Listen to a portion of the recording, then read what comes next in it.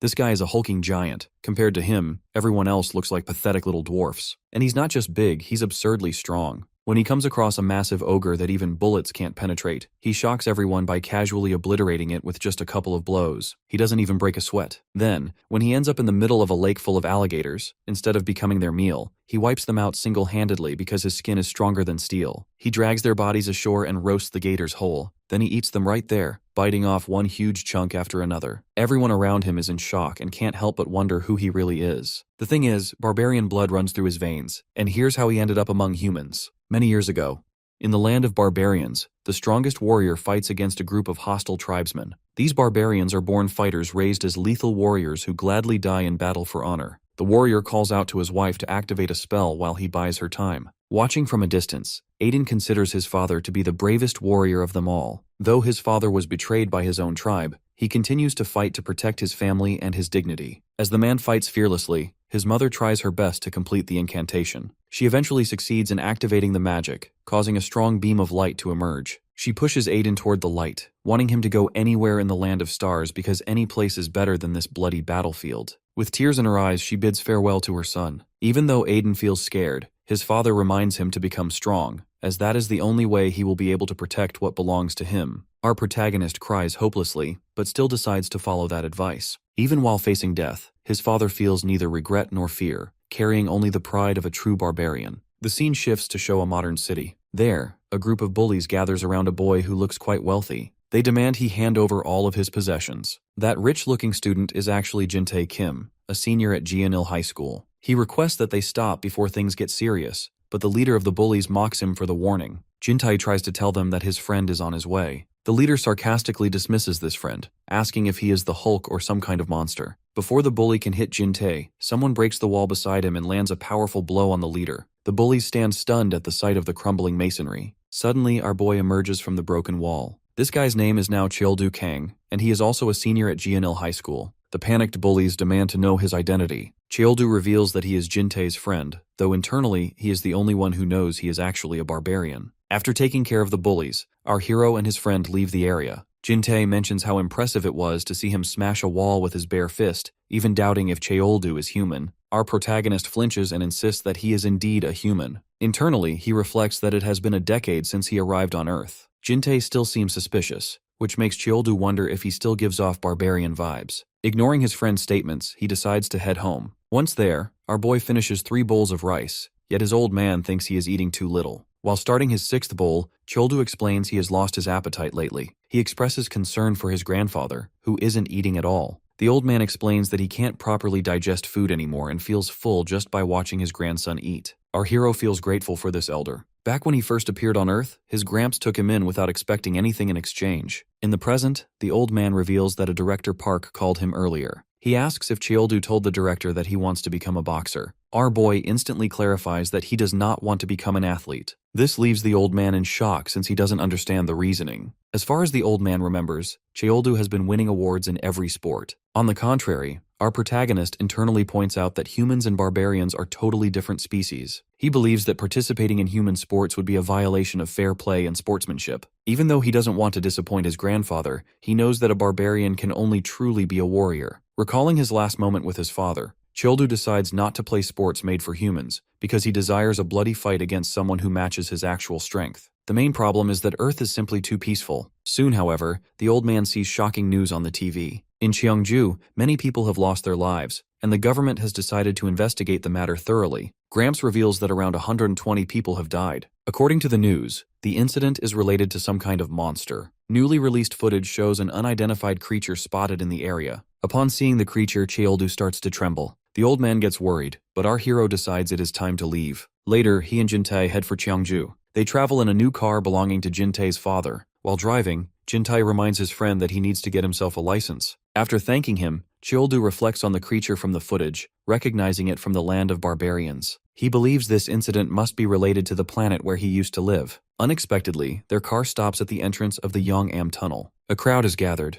indicating that something serious is happening. Jin-tae notices soldiers among the people, and our boy realizes this must be the disaster area. Seeing his strong physique, a stranger approaches and asks who he works for. These people are from Newsong Development Inc. One of the men hands Cheoldu a business card and requests that he join their group. Holding the card, our protagonist wonders if this is a guild for warriors. The stranger laughs at the question and says their organization is colonizing a planet, so they are looking for workers, not warriors. After a moment, Childu tears the business card apart, as he considers it an insult for a warrior to become a mere worker. The man from the company becomes furious, unable to tolerate the refusal. He mocks Childu for spouting nonsense about warriors. Tension escalates as both of them prepare to fight. Their skirmish is interrupted when something unexpected happens. A dark void appears at the entrance of the tunnel. People prepare for an arrival while Jintai stands in shock, confused by the unfolding events. Suddenly, a system window appears in front of a massive black sphere, notifying everyone about the commencement of the Doomsday exam.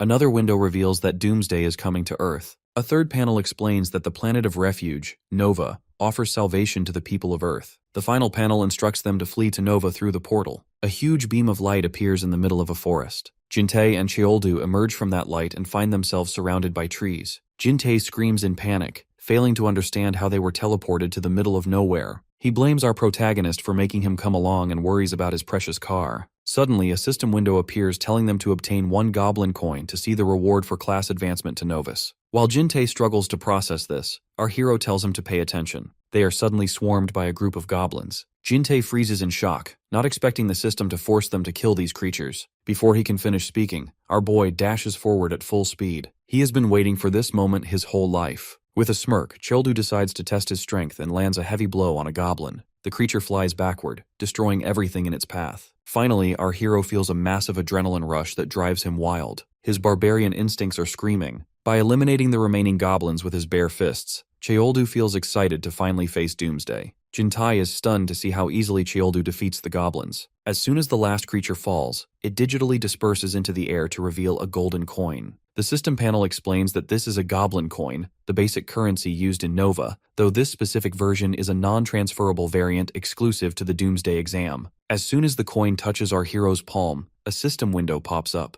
It indicates that he is now qualified to become a citizen of Nova and advises him to step through the portal to enter the new world. From behind, Jintei struggles to understand the implications. Our protagonist looks around and points toward a dark void, identifying it as the portal. Later, Jintei looks to be in rough shape, his face and head swollen from the previous scuffle. Clutching a stick, he yells at Childu, demanding to know why he was thrown into a crowd of monsters. He is reminded by our boy that since the coins are non-transferable, Jintei must earn them himself to progress. Despite the explanation, Jintei continues to protest. In the middle of his argument, a stray goblin charges toward him with its weapon raised. Jintei panics, having assumed they were all dead. Just in time, Childu steps in and slams the goblin into the ground. He reminds his friend once more that true strength only comes from fighting. Nevertheless, our hero takes responsibility for Jintei's safety, acknowledging that his friend is only in this position because of him. The battered Jintai thanks him, noting that he has at least finished the quest. Elsewhere, 2 soldiers use binoculars to locate their missing duffel bag. The supplies were stolen by goblins, and the duo decides to eliminate the thieves immediately. Before they can act, Childu finds the bag first. He secures the useful supplies that will ensure their survival. Seeing a figure near their gear, the soldiers point their guns at him, mistaking the survivors for monsters. Fortunately, they realize their mistake before opening fire. Later, the 4 of them cook food together.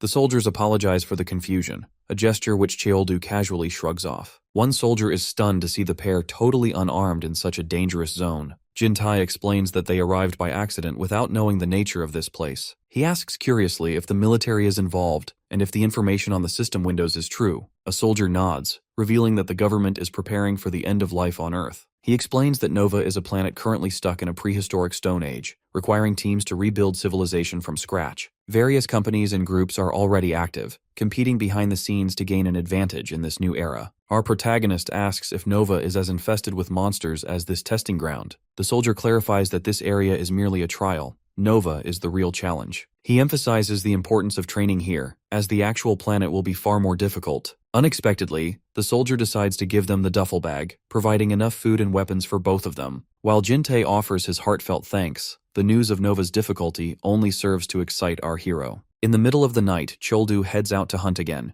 bringing a confused Jintai along. Jintei cannot understand the need for more combat since they have already passed the test. However, Childu explains that they cannot afford to sit back after hearing the soldiers' warnings. He believes they must become significantly stronger. They soon spot a tower made of wooden sticks where a figure emits a strange aura. The creature looks like a goblin, but appears much more formidable. Jin-tae points out the physical differences from the ones they faced earlier, but our protagonist is simply excited to face the challenge. He charges forward, leaving Jin-tae behind. The goblins guarding the base of the tower notice his approach, but before they can react, our boy knocks them out. The elite goblin atop the tower spots Cheoldu climbing up to meet it. Our hero is fired up to eliminate the target, but the creature activates a spell, striking its staff with powerful lightning. Caught off guard by the use of magic, Cheoldu is struck directly by the bolt. Jin-tae yells in panic while the goblin smirks in satisfaction. To its surprise, Cheoldu does not give up. Even while scorched by the blast, his excitement remains high. The goblin strikes him with lightning again. Our protagonist does not flinch. Even as the electricity lingers along his spine, he endures the pain. He reveals that he is more than just a barbarian. He is the son of a great sorceress. Finally reaching the top, he emits his own powerful lightning and yells that what doesn't kill him makes him stronger. In an instant, the entire tower is destroyed by his power. Cheoldu falls to the ground along with the debris. Lying there fully burned, he smirks at having faced death, grateful for the magic resistance inherited from his mother. Alongside more coins, he receives a glowing golden orb identified by the system as the Orb of Magic. This non-transferable item permanently increases the user's magical ability and requires 10 coins to activate. Our hero wonders if he has truly gained the powers of a sorcerer. As the orb merges with him, his wounds heal instantly. He feels a surge of strength that leaves him shocked. Jin-tae approaches, amazed that his friend is still alive after the lightning strikes. He begins to doubt if Cheoldu is even human. The warrior only mutters his own name in a daze, making Jin-tae worry, but the silence is short-lived. Cheoldu is suddenly ready for even more hunting. He plans to find their next spot to track down more sorcerer goblins and their orbs. Jin-tae panics, yelling for him to stop. The next morning, Jin-tae exits his tent to find that our boy has been hunting all night. Cheoldu proudly displays a collection of orbs for magic, strength, and sensation. He is eager to test his new power, feeling exponentially stronger than he did a day ago. Suddenly, a system panel appears to announce that 24 hours have passed. Boss monsters will now begin appearing in the area. These are creatures that new arrivals are not expected to defeat, and the system instructs everyone to escape immediately. Jin-tae panics and insists on using the portal to flee, but our protagonist refuses. He feels tempted by the prospect of fighting tougher opponents. Soon, a junior ogre emerges, the boss monster of the beginner exam. The soldiers attempt to shoot the hand holding its massive club, but the bullets have no effect. As the ogre prepares to smash them,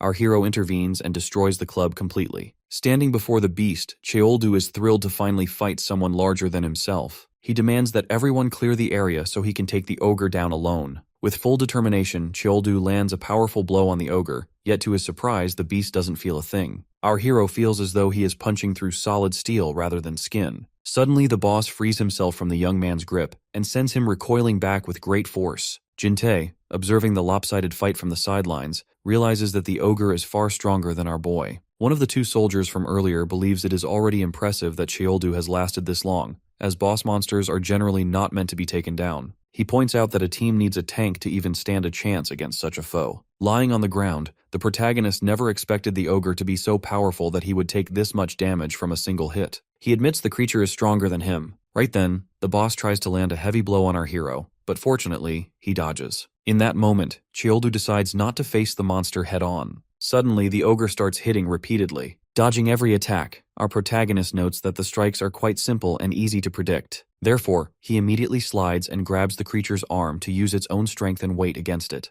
With determination, our boy carries the beast by the arm and slams him hard onto the ground. He then immediately jumps and lands a punch right on the monster's mouth. The ogre lies on the ground with broken teeth and a bleeding maw. The battle isn't over yet, as Cheoldu repeatedly lands crazed punches on his opponent. The soldiers are stunned to see him successfully defeating the boss monster with his bare hands. Cheoldu stands tall, confidently declaring he has defeated a monster stronger than himself. Now he looks forward to encountering more boss monsters or any other strong opponents. As soon as the defeated ogre digitally disperses into the air, a black orb materializes. Our hero wonders about its power while a new system panel appears. Seeing the notification, he feels a bit surprised. Later, in front of the portal, the two soldiers thank our hero for saving them, but Cheoldu shrugs it off by saying he just wanted to fight the ogre. One soldier suggests that they buy as much as possible from the shed before heading to Nova. He explains that they can only bring items to Nova that are purchased from the shed. Surprisingly, there is a talking goblin inside the shop. Meanwhile, the two soldiers leave as they need to report back. Jin-tae acts greedy, wanting to know what our boy has decided to do with the coins they have earned.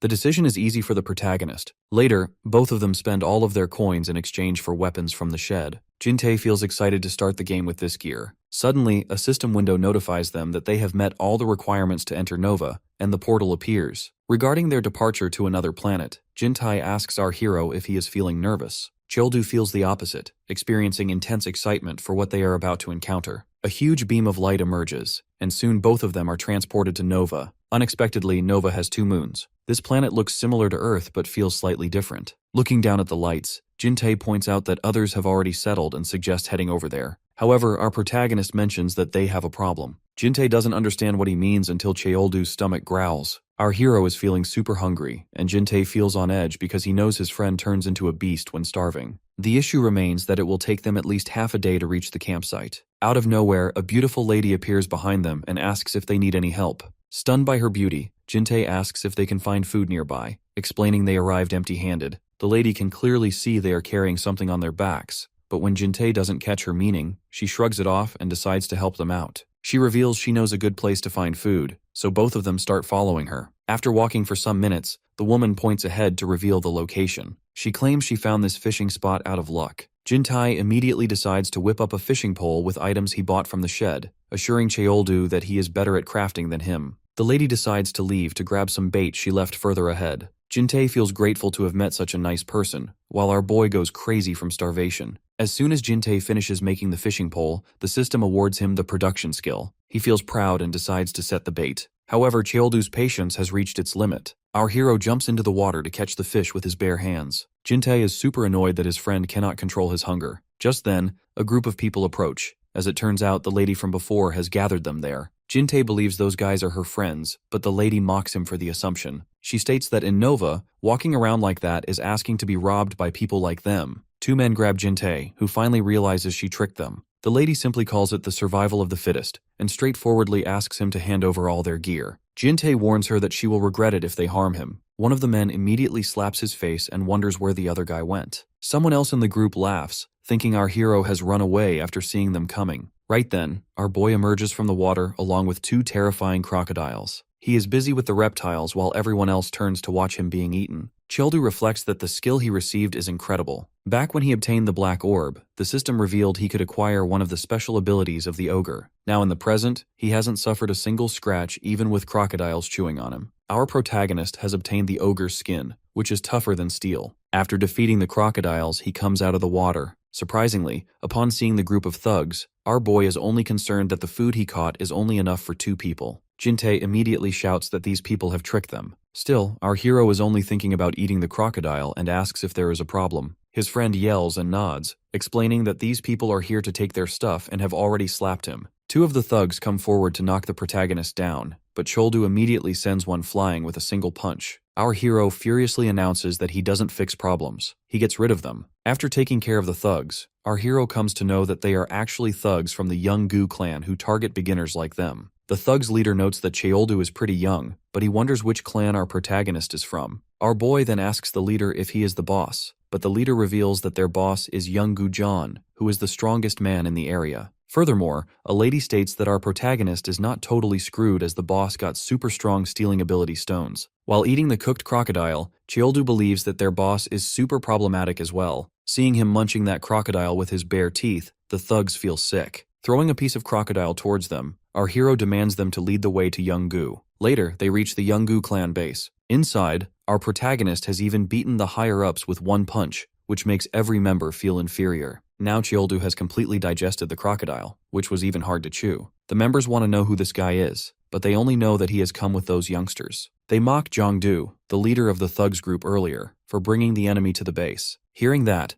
Jongdu thinks that they are considering him as someone who has betrayed them. Now even if the boss wins, he is still screwed. Right then, our hero yells for their leader to come out and fight him like a man. Hearing his voice, Yeonggu finally comes out. Seeing his physique, Jin-tae's jaw drops in fear because the boss looks even bigger than Cheoldu. Yeonggu furiously asks who is messing with his kids. Both of them stand face to face. Yeonggu points out that our protagonist is too young to be talking in that tone. Still, our boy mocks him as he points out that the boss is proud of being old and picking on the weak. But to his surprise, the boss lands a powerful punch right into his face. Yeonggu asks if his mother didn't teach him to pay respect to his elders. Our hero answers after grabbing his fist that she actually did, plus she also told him to become the strongest man. The boss laughs as our protagonist has managed to block his punch, and he finds him funny. He has now become super interested in Choldu, so he tells him to join him if he wins. Our hero agrees, and then decides to take the group of thugs if he wins. The group's leader doesn't understand where it is coming from. With that, the fight between the two continues as our boy successfully lands a blow on the boss, making him slam on the ground. The boss, surprisingly, doesn't receive any damage, and remarks that today's kids are pretty much impatient. From a distance, Jin-tae is stunned to see that the punch from our hero didn't work at all. Jongdu remarks that it won't work because their boss already has 12 ability stones, and more than half of them are strength stones.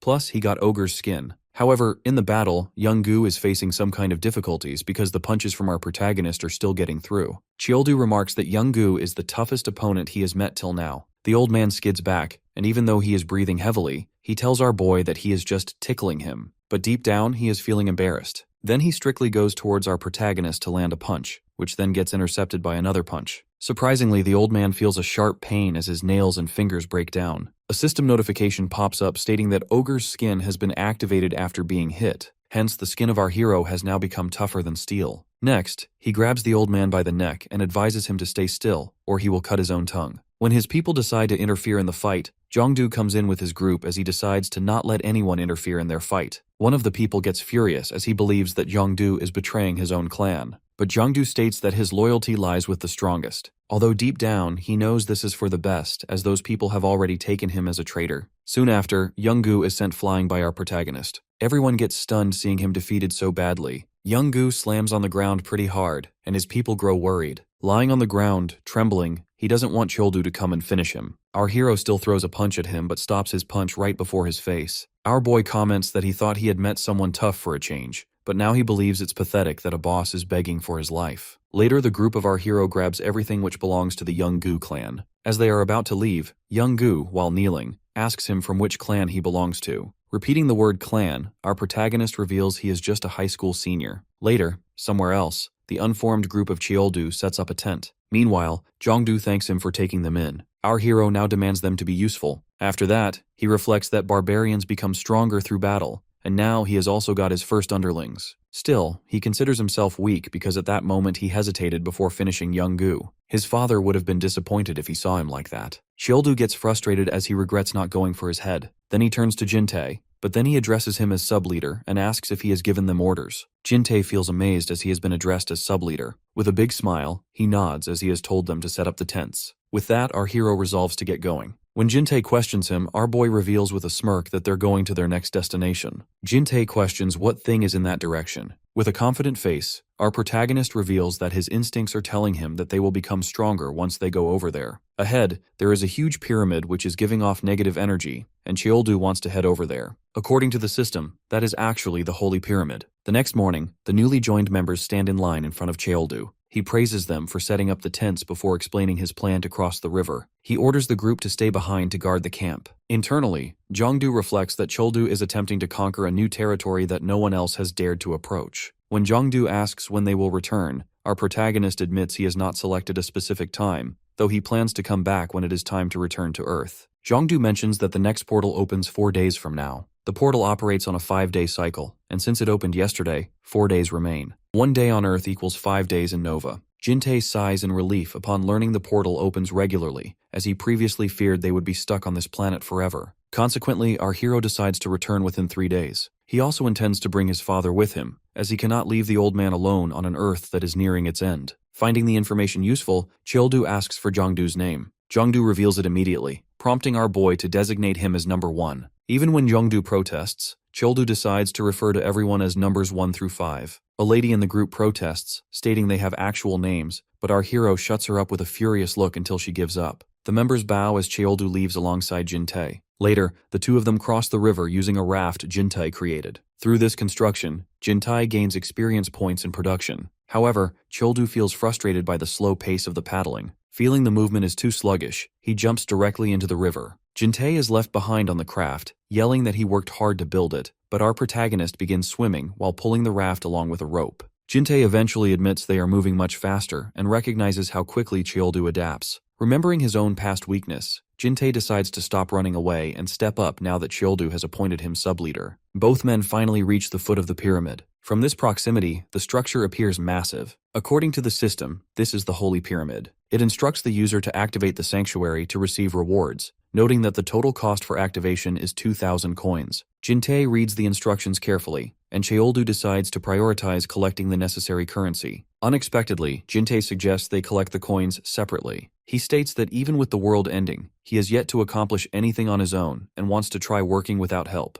Later that day, Chioldu stays busy defeating Ostracosaurus monsters, enjoying the thrill of the fight. When another beast emerges from behind, our boy defeats it with ease. Having slain many of them, he gathers all the coins and orbs he requires. One defeated Ostracosaurus drops a rare pink orb. The system identifies it as a skill stone for pitch, an object thrown with magical power to grant it greater strength and speed. By absorbing the stone, our hero learns the new skill and grows stronger. He then begins to wonder how Jintei is faring. As night arrives on the other side of the woods, Jintei lures an Ostracosaurus toward him. As the beast charges, Jintei sprints ahead toward a rope he attached to a tree. He hopes the trap works, and as the monster hits the line, Jintei seizes the chance to stab a knife directly into its head. He finally defeats the creature on his own. While resting, he assumes our protagonist has already taken down many such monsters. The weapon Jintei used is a bone knife he crafted from crocodile teeth. He sits up to reflect on his personal hunting style, but his thoughts are interrupted when a massive wood orc discovers him. Jintei barely dodges the initial attack. Seeing the creature up close, he finds it even larger than Chioldu.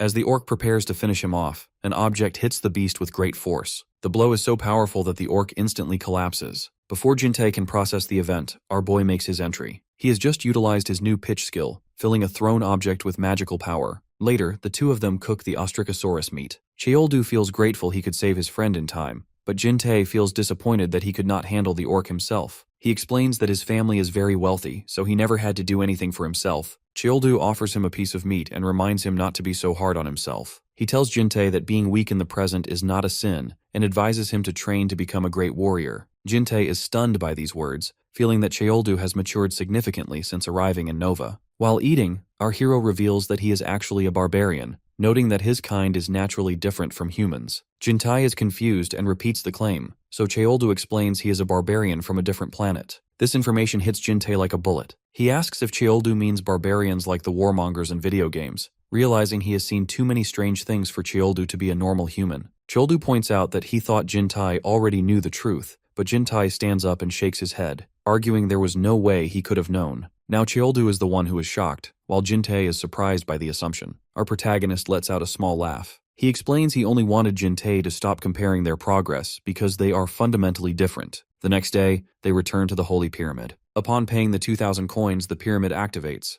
The system grants an initial reward, giving Jintei 2 inventory points and Chioldu 5. Jintei is excited and wonders if the pyramid contains a subspace, while our boy guesses the reward scale based on the coins contributed. Another system notification appears, granting both men the Holy Blessing, which doubles their recovery rate for 24 hours. Feeling refreshed by the buff, Jintei believes he can finally become stronger and stop relying solely on our hero. Out of nowhere, the orc from before returns with 2 larger companions to seek revenge. Jintei instinctively hides behind Chioldu, but the barbarian wants him to stand and fight since the rewards have made him stronger. Our hero steps forward, declaring that Jintei has no reason to be scared with a barbarian on his side. Chioldu instantly dashes forward, planning to intercept Jintei on the other side. Jintei panics, having assumed they would fight the horde together. Without hesitation, our hero drives his spear through one orc, lifting the creature high into the air before slamming it hard against the ground. Right then, another orc appears directly behind our boy, ready to land a lethal blow. Fortunately, Jintei intervenes just in time, attacking the monster and drawing its aggro. Now engaged in a solo struggle, Jintei struggles as the orc strikes from multiple directions. He feels as though he is dying, his body beginning to bleed from the onslaught. Soon, however, his form starts to glow as he receives a holy blessing,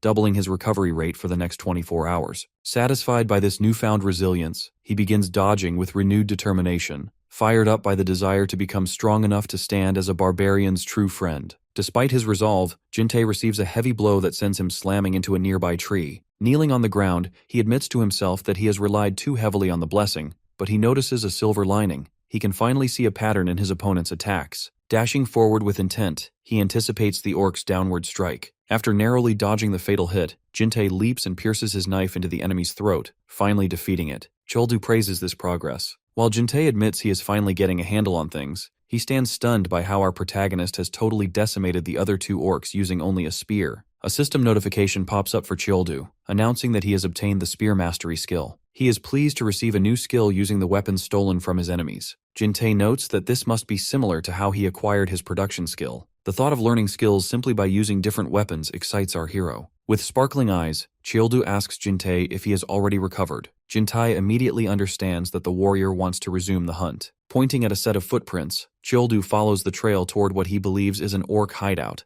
hoping to find weapons other than spears. Soon, the pair finds the orc village and hides behind the bushes. Nearby, 2 scouts whisper to one another, discussing how their army would have already taken control of the area if not for these monsters. One scout feels proud to be the first to find the hideout, while the other suggests they hurry back to report their findings. Unexpectedly, a hand reaches out to them, making both scouts scream. It is actually Cheoldu appearing behind them, reminding them to keep their mouths shut. He comments on their disguises, noting they were so effective he almost didn't recognize them. They laugh it off while pointing toward the enemy territory. These men are actually underlings of our protagonist. The leader of the group, number 1, informs him that if they get caught, they want to make it back alive. He advises our boy to leave. Even though the barbarian is powerful, the orc lord makes this place too dangerous. Number 1 believes the army is required to deal with such a threat, but Cheoldu is only concerned with the shiny weapon the lord is holding. He stands up immediately, planning to take that axe for himself. He leaves for the village along with Jintae, ignoring the underlings' attempts to stop him. After defeating the surrounding orcs, Cheoldu stands before the orc lord. He advises Jintae to rest while he takes care of the leader personally. He attempts to speak to the giant in the orc language, but the lord becomes furious,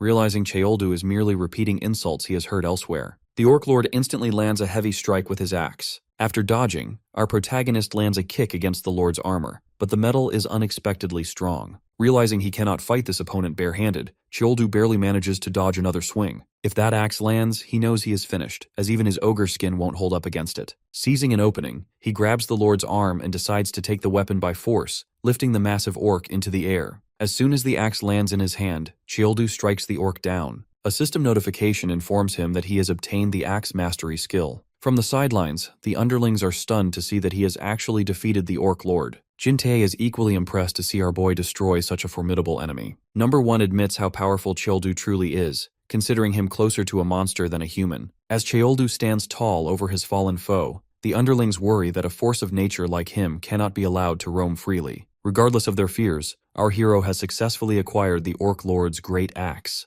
At the military base, Colonel Moranjang receives a report detailing how Cheoldu single-handedly defeated the junior ogre boss during his test before completely wiping out the Yonggu clan and the Wood Orcs on Nova. The colonel questions why such talent hasn't been observed until now. The reporter informs her that it is likely due to his age, as he is not yet old enough to be enlisted. Upon discovering that the boy is merely a senior in high school, she closes the file and immediately orders an enlistment notice to be sent so they can recruit our protagonist without delay. The soldier before her suggests it may not be that simple, as the boy does not seem like someone who takes orders easily. Colonel Jang believes they must keep individuals like him in check. Suddenly, Warrant Officer O arrives at the door. The colonel smirks, having already wanted to see him. Hearing the officer's name, the reporter wonders if she intends to send pursuers after Cheoldu. With a dark expression, she mentions they are about to face a new world. If our hero refuses to cooperate, they will use force. Warrant Officer Junhwan. O enters and salutes his superior. A portal appears in the Cheongju disaster area. Members of the Yonggu clan emerge as onlookers point out that the thugs have finally been beaten, noting that it serves them right.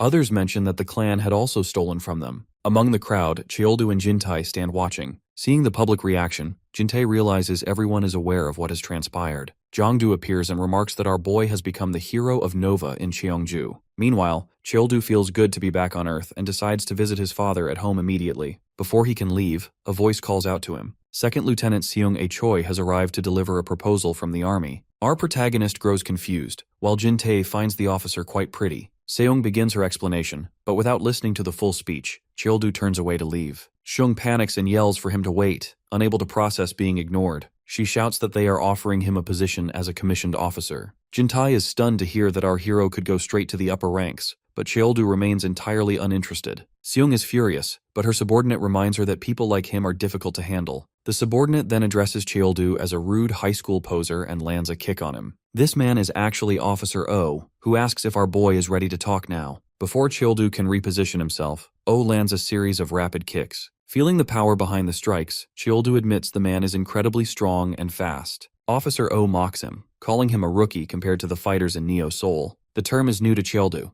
O continues his speech, telling the boy to accept his duty to serve and claiming he deserves to mentor him once he joins. Chioldu realizes the true powerhouses are located on Nova. He believes an opponent like this soldier would have been impossible to beat if he hadn't grown stronger himself. When O asks for a decision, our protagonist laughs it off, noting that the officer looks like a big shot from Nova. Chioldu enters his fighting mode, deciding to give his all to win because he has no intention of enlisting. Officer O finds the threat cute until our hero attacks from a different angle, asking if he finds this move cute as well. With grim determination, Chioldu begins landing heavy punches. The officer is forced into a defensive position, struggling to understand where this power is coming from. Chioldu continues his assault without taking a single step back. O is baffled, having believed this was the boy's first trip to Nova, yet he finds himself unable to counter any attacks. Driven by his pride as a ranker, O rushes forward to counterattack. To his surprise, he is met with a devastating knee from our boy. He begins to bleed and slams forcefully into the ground. Number 1 wonders happily if his leader has won the fight, while Jintei observes that the combat is inhuman. Shung rushes to the fallen officer in a panic. Chioldu remarks that the fight wasn't bad and leaves, telling O he will catch up with him later on Nova. Covering his eyes with one hand,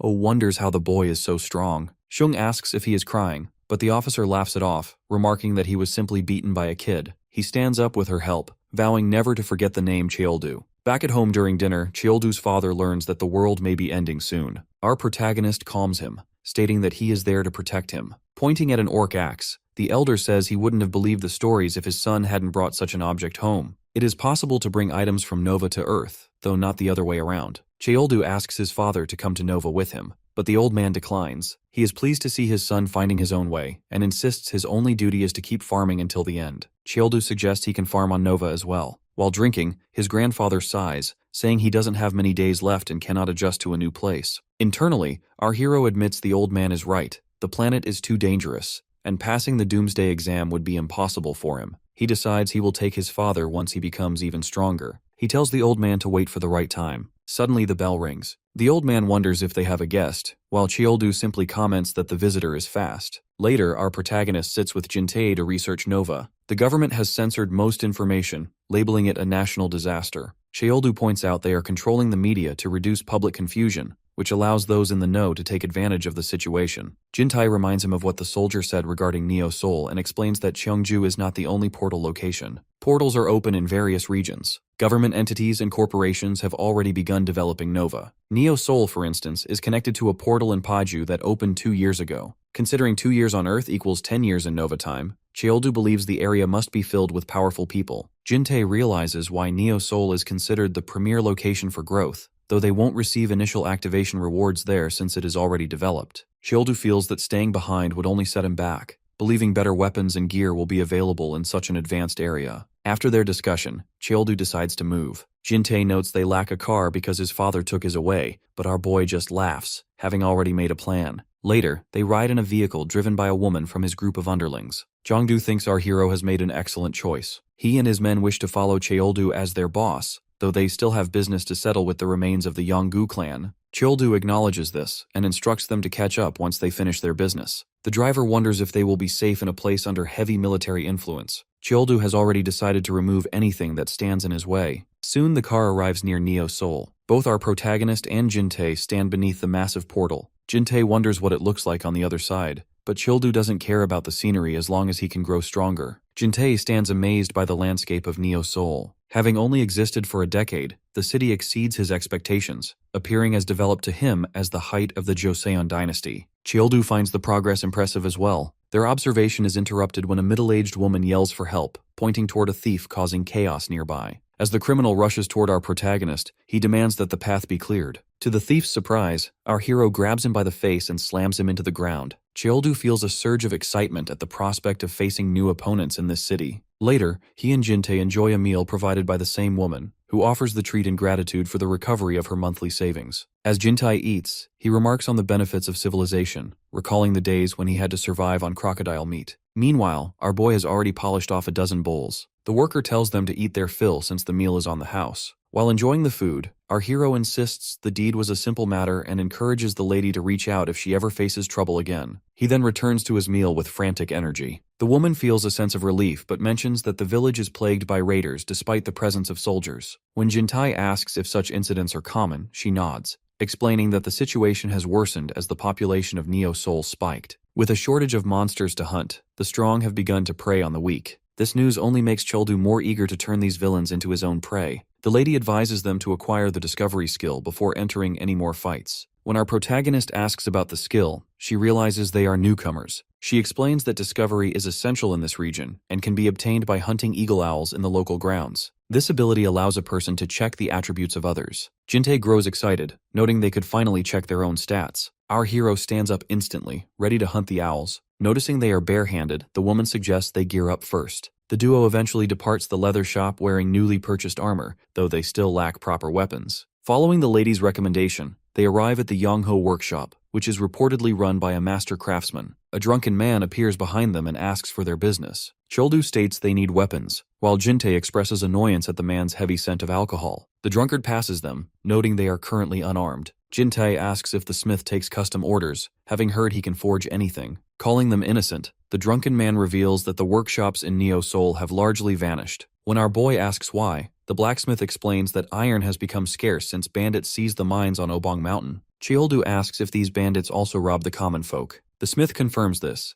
adding that the group is led by the Big Three. The primary leader is Hocheol Jiang, a nightmare of a man who executes those in his way. He carries a bounty of 100,000 goblin coins, and his crew is so formidable that the army remains powerless. A full-scale conflict would plunge Neo Soul into a massive crisis. This danger only serves to excite our hero. Summoning his orc axe, he asks if the blacksmith will resume his work if they eliminate Hocheol. The man recognizes the weapon immediately, wondering how the boy obtained such a precious item, but Chioldu demands a straight answer. The blacksmith agrees, promising that if the workshop reopens, he will forge any weapon they desire. Our protagonist instructs the man to sober up in the meantime, vowing to destroy the bandits of Obong Mountain. The pair begins their journey toward the peaks. As they walk, Jintai asks why another weapon is necessary when the axe is so powerful. Childu explains that different opponents require different combat styles, making preparation a necessity. Jintai understands but worries about the high volume of fighters in the area. He fears they won't even get close to an owl and grumbles that things were easier at the Cheongju portal. Our hero quickly devises a plan. Using his pitch skill, he hurls a small rock that strikes an owl directly, knocking it out instantly. However, he reveals he was actually aiming for a different target he had sensed. From the fallen owl, our boy gains the discovery skill, allowing him to analyze abilities. He examines his own status window, noting his traits and skills. He is surprised to find he possesses the blessing of the fairy,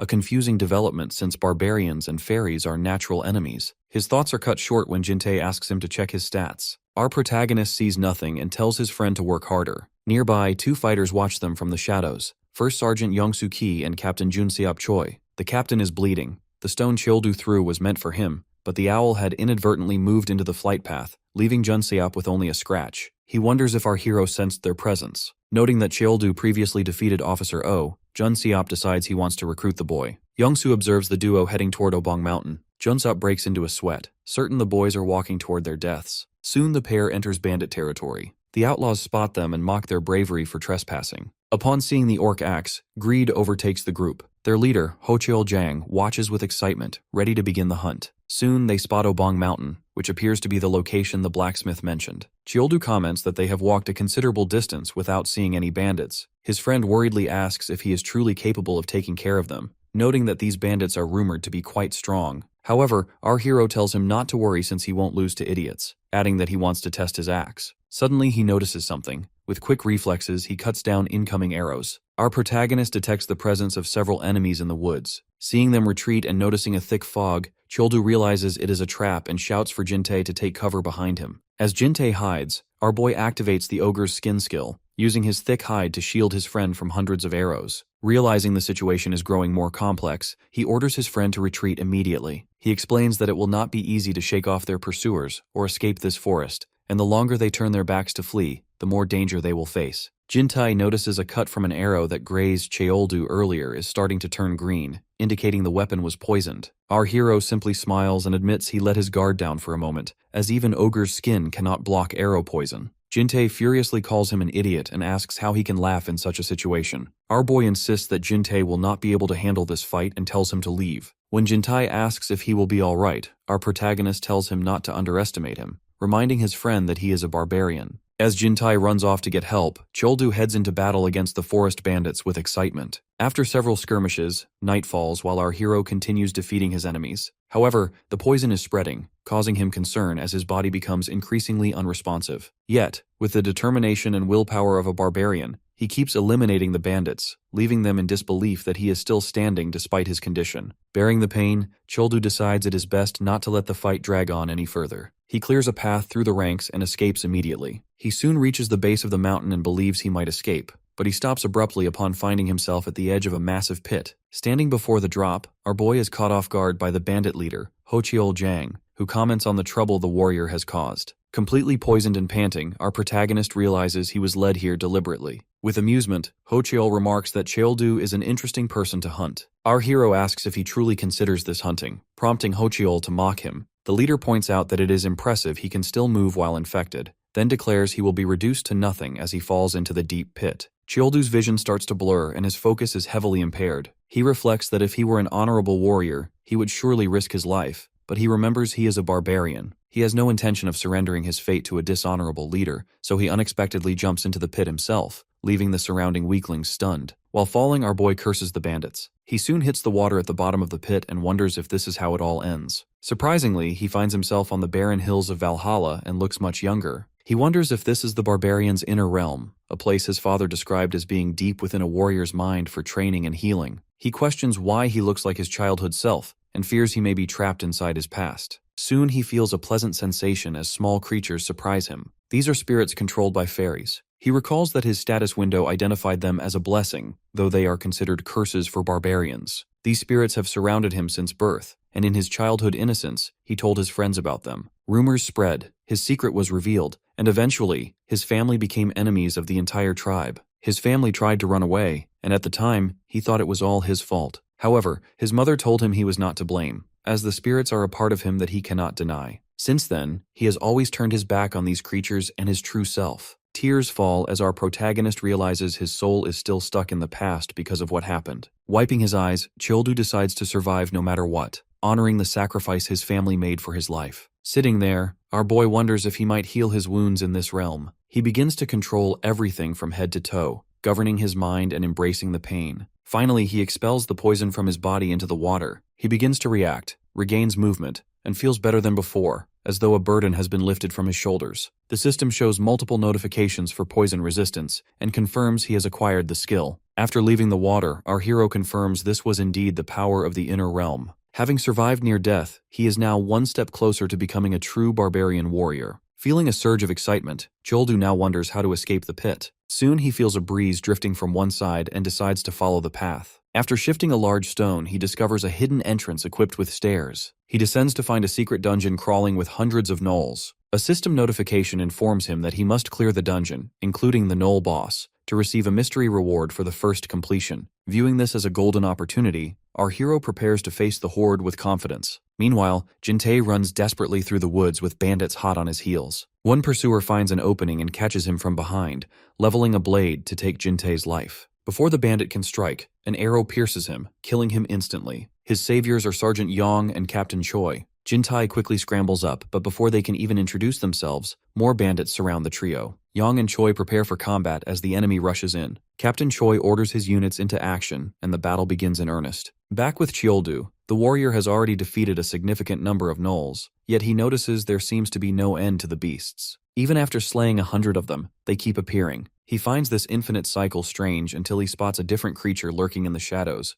the gnoll chief. Making his way through the pack, our protagonist finally reaches the leader. He reminds himself that the main objective is to eliminate the chief to end the assault. Seeing him approach, the chief casts fire magic at Cheoldu. Our boy immediately activates Ogre's skin to protect himself from the flames and creates an opening for a counterattack. He hurls his weapon using the throwing skill, Pitch. Although the gnoll chief manages to defend with his staff, our protagonist uses the distraction to jump high into the air. The chief fails to realize the warrior is already above him until it is too late. Cheoldu delivers a crushing blow that slams the monster into the ground. After defeating his foe, our protagonist retrieves his axe along with the chief's staff. Following Barbarian tradition, he claims the head of the defeated leader to officially clear the dungeon. System windows begin to rain notifications upon him. As a reward, he earns the boss emblem, which grants the power to create a tribe and claim territory in major areas. He also receives the Great Staff of the Guardian for being the first to complete the challenge. Additionally, Cheoldu receives a bonus, the activation of the world map. As he wonders what this entails, a strange energy manifests on his arm, forming a permanent emblem. Through this, he can now access a map, though it only shows locations he has already visited, like Neo Seoul and Obong Mountain. The rest of the world remains dark, but as usual, our hero becomes incredibly excited about the prospect of exploring the unknown. Suddenly, a red notification flashes a warning about the dungeon's closure, instructing our boy to leave before the area is flooded. Water begins to pour into the chamber, prompting Cheoldu to quickly collect the dropped coins and ability stones before making his escape. Sometime later, he emerges from the water back within the pit, wondering how to climb the smooth, slick walls. As he searches for a grip, he hears a familiar voice from above. It is Jin-tae. Our hero waves and shouts to get his attention. A tearful Jin-tae is relieved to find him alive and lowers a rope. Our protagonist feels a sense of warmth seeing his friend keep his promise. Once he climbs out, Jin-tae asks if he is alright. Cheoldu laughs it off, confirming he is fine before showing off his new tattoo. Nearby, the captain and sergeant worry about their next move now that they have been exposed. The captain decides they must follow Cheoldu, as their orders are to protect and observe him, but he insists on hiding their military identities since the warrior is known to dislike soldiers. Jin-tae introduces the pair as the people who saved him, leading our protagonist to conclude they are good people. The soldiers introduce themselves and lie, claiming they are merely college friends. Our boy immediately uses his skills to analyze them, noting that they seem quite strong. The soldiers sweat, fearing he has realized their true professions, but Cheoldu unexpectedly asks if they are also there to fight the bandits. Sensing an out, the captain nods and claims they have a personal grudge. When our hero asks for details about this grudge, the duo begins to panic. In a moment of desperation, the sergeant blurts out that he lost his mother to the bandits. Cheoldu finds this lamentable. Since they saved Jin-tae, he refers to himself as Big Bro Cheoldu and vows to help them take revenge. Confused, the captain asks why he is calling himself Big Bro when they are 31 years old. Annoyed, our protagonist lies and claims he is 32. This infuriates the soldiers, who already know he is a high school student. Regardless, Cheoldu tells them not to worry, beaming as he promises to offer Ho-chil-jang's head to the sergeant's mother. The sergeant freezes in embarrassment, silently apologizing to his mother for the lie. Captain Choi reflects on the rumors he had heard. He knew Cheoldu was competitive, but he hadn't expected him to charge back for a rematch with Ho-chil-jang so soon. He asks our hero about the next phase of the plan while addressing him as Mr. Cheoldu. This choice of words clearly displeases our boy. With a single look, he scares the soldier into quickly switching to Big Brother. With his expression softening, Cheoldu reveals the strategy. First, they will scout the area to locate the hideout. Then they will launch a direct invasion to eliminate Ho-chil-jang. He stands confidently, considering his plan perfect. However, the captain asks if he might add a suggestion. Cheoldu nods while addressing him as Little Brother. Though visibly annoyed by the title, the captain remains professional and points out that there is no need to search, as the enemy base is situated at the very top of the mountain. Surprised, our hero questions how he knows this. The captain simply smiles, claiming he did some research for the sake of his revenge. Accepting this, our protagonist decides to head directly for the summit, declaring that real men face their enemies head-on. On the way up, they are quickly engaged by bandits. The four of them display great skill, easily defeating the attackers. Even after being struck by several poisoned arrows, Cheoldu continues fighting, his body now naturally resistant to the toxins. He cuts through the bandits one after the other until the skirmish is won. Jin-tae finds this new resistance skill incredible. Behind them, the sergeant whispers to his captain that while Cheoldu acts recklessly, he has managed to make it this far on his own. The captain notes that at this pace, our hero might actually be able to bring down Ho-chil-jang. The region is currently divided between three factions: the military-protected Neo Seoul to the southwest, the bandits of Mount Obang to the northeast, and the horseback raiders in the northern wasteland. The army has been unable to eliminate the bandits due to the agile tactics led by Ho-chil-jang. Furthermore, if they lose too many troops in a localized war, Neo Seoul would be left vulnerable to the raiders. Most importantly, if Major Lee, one of the big three, were to be injured, it would spell the end for the city. Captain Choi realizes that our hero defeating the bandit leader would be a massive windfall for the military. Suddenly, Cheoldu collapses to his knees, startling the group. They notice his entire body is burning with fever, covered in angry reddish patches. Our hero mutters that his head has been spinning ever since he activated those ability stones. A red system window flashes, warning him that stone absorption has reached an overload state. The stones aren't providing any benefits, they are simply making him delirious. The sergeant asks if he accidentally absorbed too many, and a sheepish Cheoldu admits he must have consumed at least 30. Shocked, the sergeant explains that this is well beyond what a human can digest. At this rate, his abilities will fail, and it could cost him his life. He suggests an immediate retreat to the village for treatment, but the captain notes it is too late.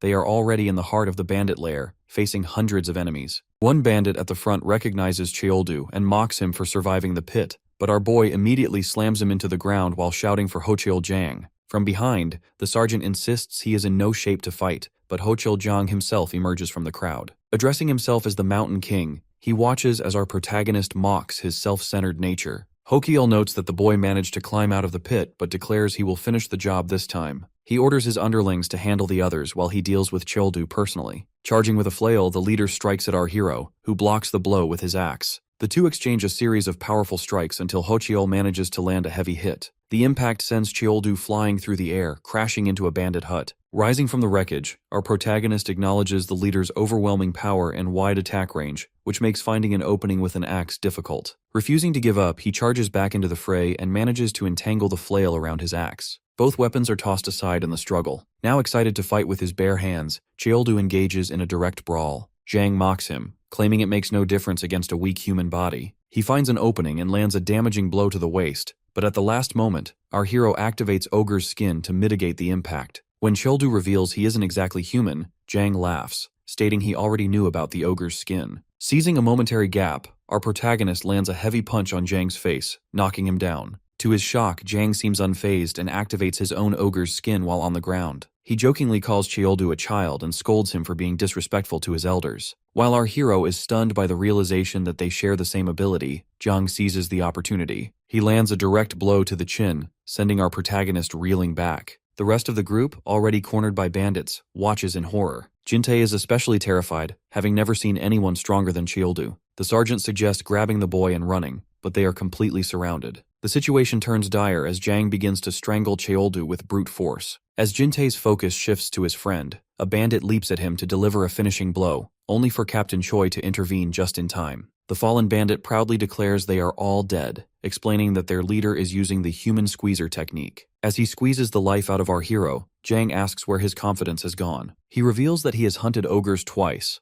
While he possesses ogre's skin, his second ability is ogre's power, allowing him to crush stone with ease. Zhang roars that he is the personification of power itself. Cheoldu starts laughing, mocking Zhang's power. Right then, Zhang shouts that the youth is just pretending to be strong and applies even more force to squeeze him. Still feeling the overload effect, our hero feels strange, as if he is about to vomit at any moment. Meanwhile, Zhang squeezes him harder and harder. Soon, our protagonist releases all the overload through his mouth, leaving everyone stunned. After that moment, Cheoldu feels much better. He smiles and comments that he feels great. In the meantime, the system announces that he has absorbed all the stones. Zhang, displeased, calls him arrogant. He furiously adjusts his grip and squeezes even harder, applying a pressure that would have split anyone else apart. However, Cheoldu manages to slip his arm through and disrupt the grip, forcing Zhang to release his waist. This gives our protagonist the opportunity to grab Zhang's arm. Seizing the chance, he applies a legendary arm block, leaving his opponent vulnerable. He confidently applies tremendous force to the limb until the bone snaps. Cheoldu distances himself with a quick jump back while Zhang screams in pain, lamenting his broken arm. Seeing their boss overpowered, the underlings start to doubt what is happening,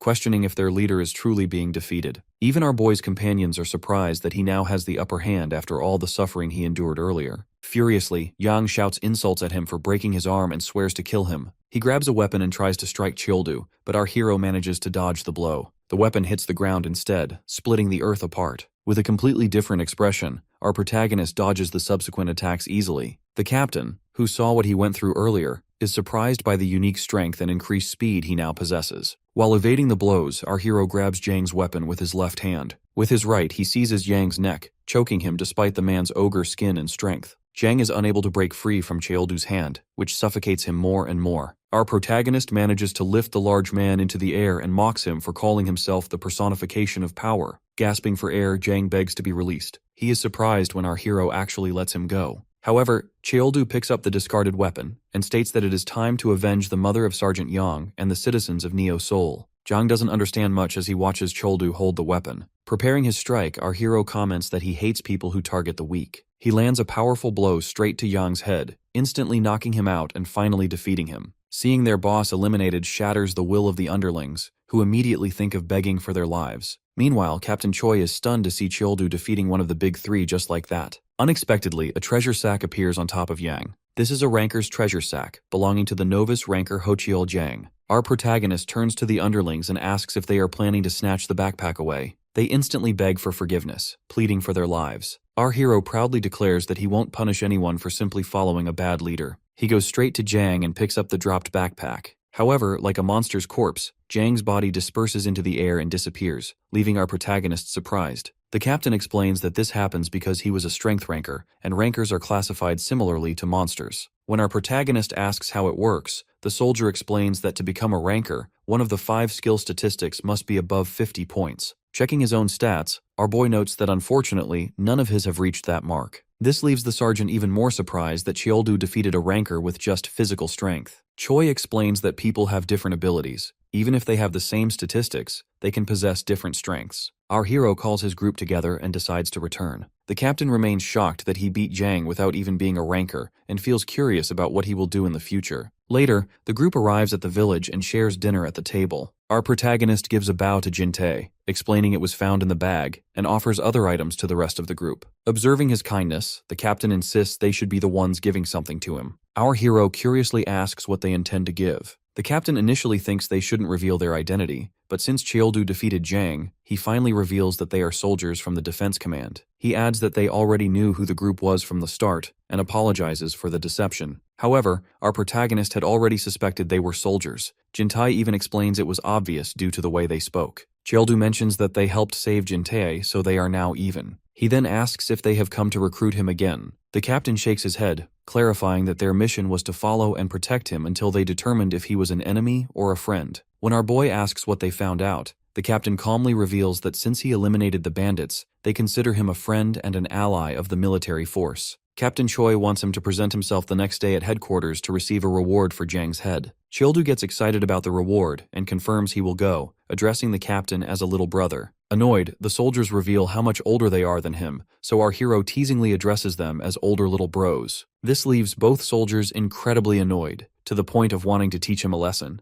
The next day at headquarters, an old man questions a young assistant about why their hero hasn't arrived yet. The assistant explains that Captain Park of the Special Forces has gone to receive him. The elder, with a cold expression, repeats the words, Captain Park, startling the assistant. The subordinate immediately corrects himself, saying he meant Commissioner Park. The elder finally laughs, pleased with that title. This man is Major General Junpil Park of Neo-Seoul Defense Operations. Soon he receives news that Cheoldu and Jin-tae have arrived and orders them to be escorted in. Seeing our boy, the general mentions the powerful aura he emanates. He greets the youth while explaining his position in the army. Our protagonist asks if he is the chief of Neo-Seoul. The old man, a bit of a roleplay addict, finds this amusing and wonders if Cheoldu also likes to roleplay. They sit down to discuss matters. The general thanks him for saving the people of Neo-Seoul and mentions the bounty. He then proposes a deal. Our protagonist suspiciously states that if the proposal involves military service, he will pass. The general chuckles, making it clear he won't force him to enlist. Instead, he wants Cheoldu to create his own mercenary squad with full military support. The general mentions that this would allow him to create the tribe he always wanted.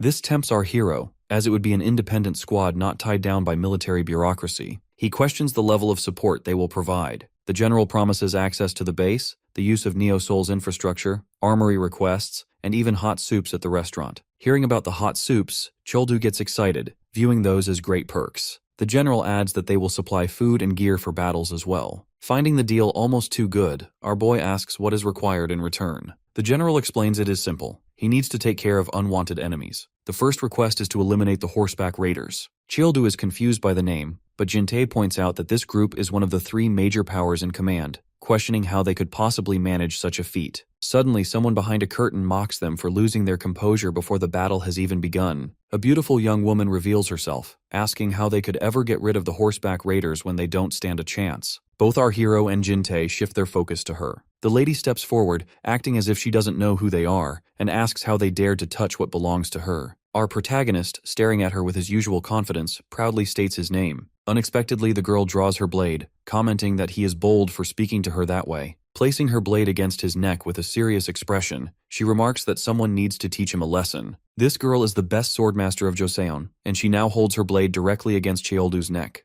Our protagonist, unfazed, asks whom he should show respect to if that person is pointing a weapon at him. Realizing she has crossed a line, she lowers her sword and reveals her identity as Major Yoon Lee, a 22-year-old officer. Claiming the seniority of age, she demands that he address her as Major Lee. However, our hero teasingly calls her by her first name, which leaves her absolutely livid. Yoon despises his casual tone, but Childu points out that this is simply how one should greet another person. She prepares to draw her sword again, asking if he intends to keep provoking the swordmaster of Joseon. Our protagonist merely retorts that she only managed to claim that title while he was away. Both of them grow increasingly annoyed, reaching a breaking point where a fight seems inevitable. However, the general interrupts the tension and invites Childu to try some treats, a gesture that immediately distracts him. The general calls Lee aside to scold her for her behavior. She tries to justify her actions, arguing that our hero is not a trustworthy person and reminding the general that she wants the solo responsibility of taking care of the horseback raiders. The general insists she give up that notion, explaining they cannot defeat the bandits alone.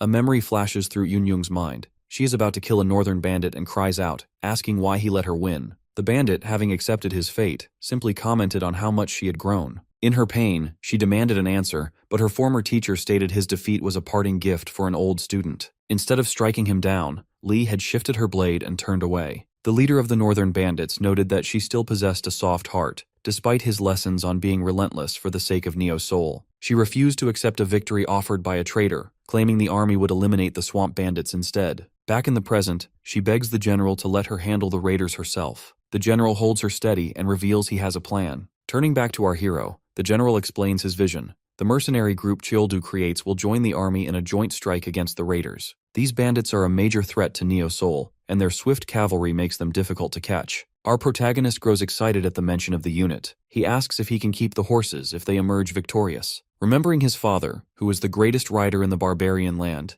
our hero realizes he has always wanted to follow in those footsteps. He agrees to the mission. The general thanks him to seal the deal, but Childu insists on clarifying one thing first. He stands before Lee, and the two stare each other down. Our hero states that the hierarchy must be made clear. She accepts the challenge, and they head to the headquarters training grounds. Jintae asks how he intends to fight, and our protagonist declares he will use a sword. Jintae is shocked, as he has never seen him wield one, but our boy comments that the principles of all weapons are the same. He pulls Jang's backpack from the system, while Jintae eagerly waits to see a legendary blade. Noting that Lee's sword looks terrifying, Childu is busy rummaging for a rusty sword he saw earlier. He claims that only amateurs blame their weapons and proudly pulls out the worn blade, declaring himself a pro warrior. The general is shocked that he intends to use such a thing against the best swordmaster in the land. He asks Lee if real blades are truly necessary, but she refuses to use fake ones. She finds our hero arrogant and wants to teach him a proper lesson. Her fiery spirit only excites our protagonist. He sarcastically offers her the first move. She lunges, declaring she will teach him the way of the sword, but our hero simply counters, causing their blades to clash. Seeing an opening, he shouts that it is his turn and strikes. Lee dodges and reappears behind him, mocking his speed as slow. The two begin to exchange a flurry of blows. Observing her movements, Childu realizes that she is not just fast, but incredibly skilled. Lee praises our hero's defense before preparing a powerful finishing move using mana concentration. She lands a heavy strike and follows up with a relentless series of blows. However, our protagonist resists, defending against her incredible strength and speed. Suddenly, the system announces that his understanding of fencing is deepening. He has awakened the sword mastery skill. With newfound confidence, our protagonist asks if she is ready for high-level combat. Instead of defending, he begins to impose his own rhythm,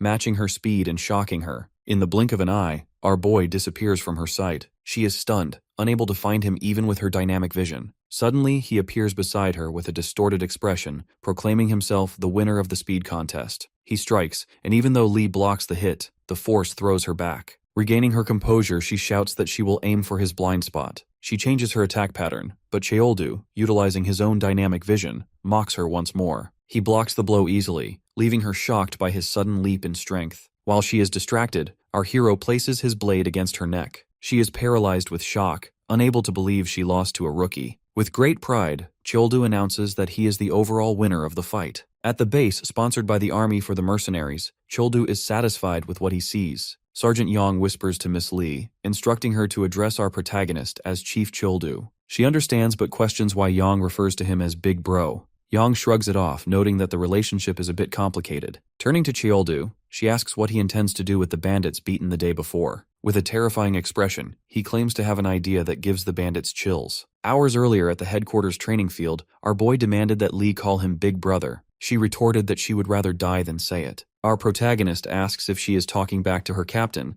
eventually forcing her to give up and call him Big Bro. Even then, our hero continues teasing her. From a distance, the general watches in shock because Cheoldu easily took down the best swordmaster of Joseon. He worries that if his subordinates had witnessed it, their morale would have plummeted. However, the reaction of the soldiers is entirely different. They cheer for our protagonist, leading the general to question whose side they are on. The rest of the bandits are soon presented to the general. His assistant reports that these are all the men captured from the mountain. The general did not expect Hocheol-jang to gather such a massive crew. Because there are so many, the prison lacks sufficient space to lock them up. The assistant notes they have already executed those who committed serious crimes, but the rest cannot be sent back to Earth due to the presence of biome superhumans in Nova. Unexpectedly, our protagonist suggests he take them in, as he needs mercenaries and believes they would be helpful. Cheoldu claims some must have utility and decides to take only those he likes. Standing in front of them, he shouts to ask if they remember him and offers an opportunity to face him. Those who survive will have the chance to live. With that, he calls for everyone to attack him at once. Cheoldu cracks his knuckles while the bandits stand shocked by this violent path to survival. Relying on their numbers, they plan a coordinated assault even though they have already imagined their grim fate. Soon our protagonist exalts their courage. Only 60 prove brave, while many cowards remain. He thanks his new workforce and raises his fist for a bump with the general, calling him by his personal name.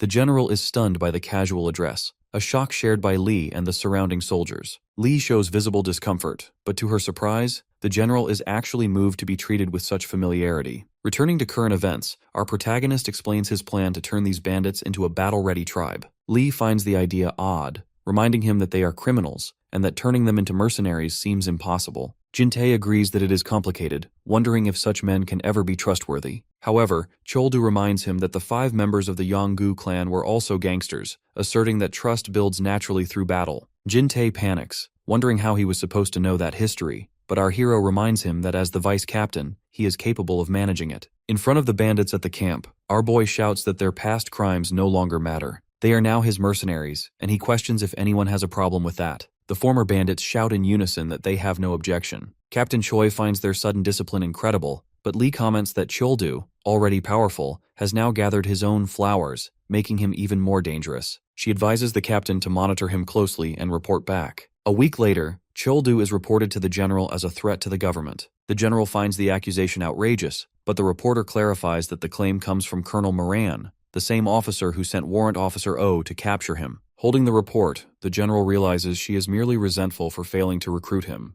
The reporter suggests persuading the government to stay calm, and the general agrees, noting they cannot have the state hunting their mercenaries. He wonders how they will establish legitimacy for Cheoldu's squad, just as soldiers arrive to report on the man's recent actions. They hand over a scroll containing the details. The general worries if our protagonist is already causing trouble, but the report tells a different story. Cheoldu forced the mercenaries to build a cabin in a single night. Afterward, he began training his squad relentlessly, fighting all 60 mercenaries by himself. He doubled the training for those who hesitated and severely punished anyone who attempted to escape. Through this intensity, the former bandits transformed into something entirely new. The night before the raid, the mercenaries are told to rest while Cheoldu retrieves his axe from the forge. Most importantly, he uses a tribal chief emblem which allows him to create a tribe within a territory. He presses the confirmation button on his system window and names his mercenary squad Ironhead. The tribe capacity is set at 200 members. Everyone congratulates him on finally turning the men into real warriors, but Cheoldu intends to convert the squad into a full warrior tribe. The general is shocked that our hero obtained the emblem so quickly, knowing the item is usually exclusive to the ranker's shop. Captain Choi explains that he earned it as a reward for clearing a new hidden dungeon, which also granted him a world map. The general calls it an incredible reward, noting that the chief emblem makes the group safe from government interference. His assistant adds that the emblem allows the mercenaries to be tracked. If any bandit tries to escape, their location appears on the captain's map. The general believes this is enough to persuade the government and remains curious to see how the upcoming raid unfolds. At night, Cheoldu decides to set up camp to spend the evening. Lee feels uneasy about facing the raiders again and wonders if she is truly capable of defeating them. Soon our protagonist arrives and asks if she wants to eat, but she claims she has no appetite. He insists she eat well to maintain her energy for battle, leaving her shocked by his apparent concern. No one has ever cared for her in this way despite her status as the best swordmaster, and she feels a confusing new emotion. For a moment, seeing Choldu reminds her of her mother. However, to her surprise, our protagonist remarks that it is a shame she won't eat and begins consuming her food himself. She realizes he only showed concern to steal her meal. Furious, she tells him to leave her food alone and eat his own, but he has already finished it. Suddenly, our boy stands up as he notices something in the distance. This prompts Lee to question what is happening. Our protagonist says he hears something and grabs his axe. Meanwhile, at the top of a nearby mountain, the raider group faces a pack of monsters. Their leader orders his men to eliminate them all, shouting that the beasts cannot match their speed. He yells for them to show the power of the horseback raiders. The leader is Chunbai Kim, known as one of the Big Three. The battle unfolds at the foot of the mountain as raiders clash with green monsters. Their leader scans the chaos, searching for the boss, and once he identifies the target, he eliminates it with a swift strike of his spear. This act secures their victory, and he promptly orders his men to regroup. However, he did not foresee that Cheoldu stands above them on the mountain. Our protagonist shouts the leader's name and confidently declares that he has come to eliminate these people. With a stylish landing, he drops in front of the group. The raider leader questions his identity, so our hero introduces himself and states his intent to kill the man and take his horses, as he greatly admires the beasts. The leader remarks that he has heard rumors about him, specifically that he is the one who exterminated the bandits of Mount Oban. He asks the young man to listen, acknowledging that this mission was likely a military order, but he questions why someone as capable as Cheoldu would be involved with such people. With a broad smile, our protagonist dismisses the comment as nonsense, insisting he is simply punishing thieves. He leaps toward his target with an axe, but the leader defends himself with a spear and remarks that they are not thieves, as they have never stolen from others. While preparing a counterattack, he insists that the horseback raiders are merely explorers. Holding onto the spear, our boy states that this claim is entirely different from the reports he received. He adds that he cannot believe the man based on words alone. On the other hand, Chunbai is surprised that Choldu can hold the spear with such sheer brute strength. Realizing his opponent is superior, he releases the weapon, thinking that the raiders will be in danger if this battle continues. Our hero places his axe against Chunbai's neck. The leader states that if he does not believe the truth, he may take his head, but warns that doing so would mean taking an innocent life. Cheoldu finds himself in a dilemma. He wonders if he could really be killing an innocent person. He recalls that when he killed Jiang, he felt something was off as well, leading him to wonder if he should believe the man or not. He needs certainty that his actions are right. Just then, Lee arrives with the mercenaries. She shouts at our protagonist for coming alone and acting recklessly, though she comments that he at least managed to capture the traitor. Our boy tells her to wait because he wants to confirm the situation. He demands an explanation regarding the horseback raiders. Lee becomes slightly uneasy, but admits that if she is not mistaken, they are considered dangerous. She states that Chunbai is a traitor who was once a soldier like the others, but had frequent disagreements with Chief Park regarding the future of Neo Seoul. Eventually, Kim left the army and formed an organization that opposed the military, making them the government's primary target for extermination. Our hero asks if this means they are dangerous, but not actually thieves. She explains they have a bad reputation, but nothing official has been recorded, nor has any damage been reported. However, Kim possesses insider knowledge about the military, which makes him a threat. Kim calls out to Lee, asserting they have never misused information or attacked Neo Seoul, and he asks her not to turn a blind eye to the truth. Observing the exchange, Choldu thinks it is unexpected that Kim remains extremely calm, even with his life hanging by a thread. Kim then questions whether our protagonist has finished judging him, and if he will finally take his head. He adds that if his death proves his innocence, he only asks that his men be spared. Our hero is surprised that Kim would offer his life for his subordinates. Making a final decision, he declares that he will not kill him. Major Lee is shocked by this choice, but our protagonist explains that since they are not bandits, killing them would make him no different from Jiang. However, he refuses to return empty-handed and demands to know where to find horses in exchange for their lives. Kim chuckles, remarking that our boy truly knows how to get what he wants. He agrees and provides a crucial piece of information. He explains that Neo Seoul horses cannot be tamed easily like those on land.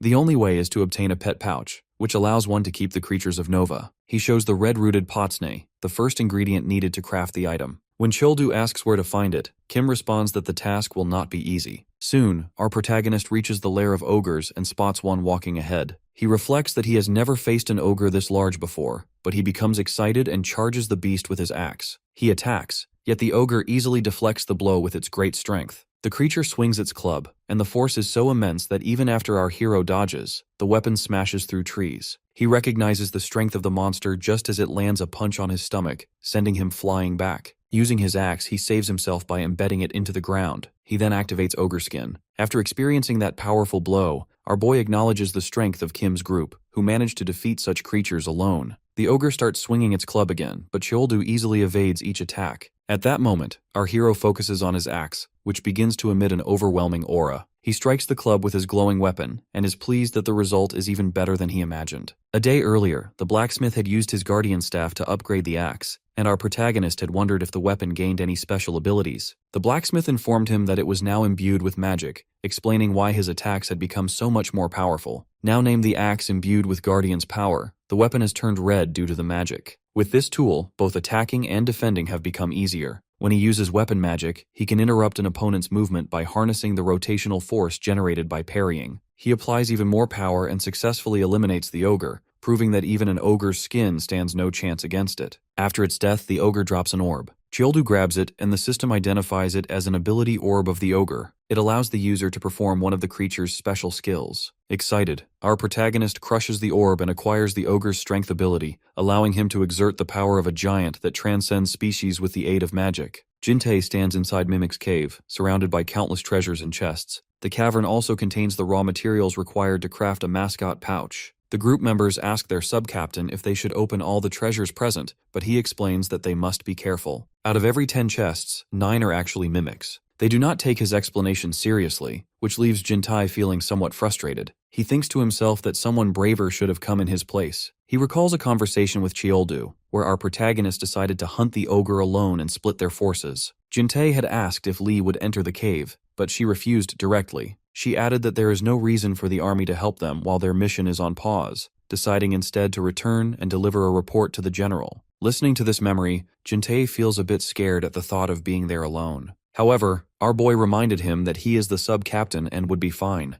Cheoldu encouraged him, noting that if he guides the team well, the cave will be a piece of cake. This encouragement gave Jintei the confidence to take on this important task. Back in the present, Jintei commands his soldiers with great fighting spirit. He has devised a plan where the vanguard identifies the real treasure chests while the archers destroy the fakes. With that, he yells at his soldiers to begin their search. By evening, Kim orders them to set up camp and wait for their mercenaries. Later, Kim observes the sight from above with a companion. The companion asks if he is okay after so easily giving away information about the horses, noting that if the military discovers how they are tamed, they will be in danger. Kim comments that they will simply have to find another way to become stronger. He believes the horses are not something they can monopoly forever, as others will eventually figure it out. The companion also notes that even if others learn the method, the materials are not easy to obtain, especially those from the ogre. Kim asks if his companion truly believes that, but he has a feeling that our hero will find no difficulty at all. After nightfall, Cheoldu arrives at the camp along with Jintei. Kim approaches and asks if he has gathered everything. Our protagonist replies that it would have taken a long time otherwise, so they split up to reduce the duration. They then display the items. Jintei has collected a considerable amount, and the potsne has also been gathered in large quantities by Cheoldu, leaving everyone astonished. In a flashback, our boy received potsne as soon as he defeated the ogre. Therefore, he decided to defeat as many as possible to obtain a high yield. Back in the present, Kim curiously asks what his secret is for acquiring so many. Our hero reveals that there is no secret. He simply exterminated the ogres and collected the items. Kim asks if he did it alone, and when Cheoldu confirms this, Kim is completely shocked. Later, a large pot sits on the fire. Checking his system, our protagonist notes that the abandoned alchemist's lab within the system can create pet pouches. This is new to Cheoldu, and the horseback raiders have only just discovered this lab.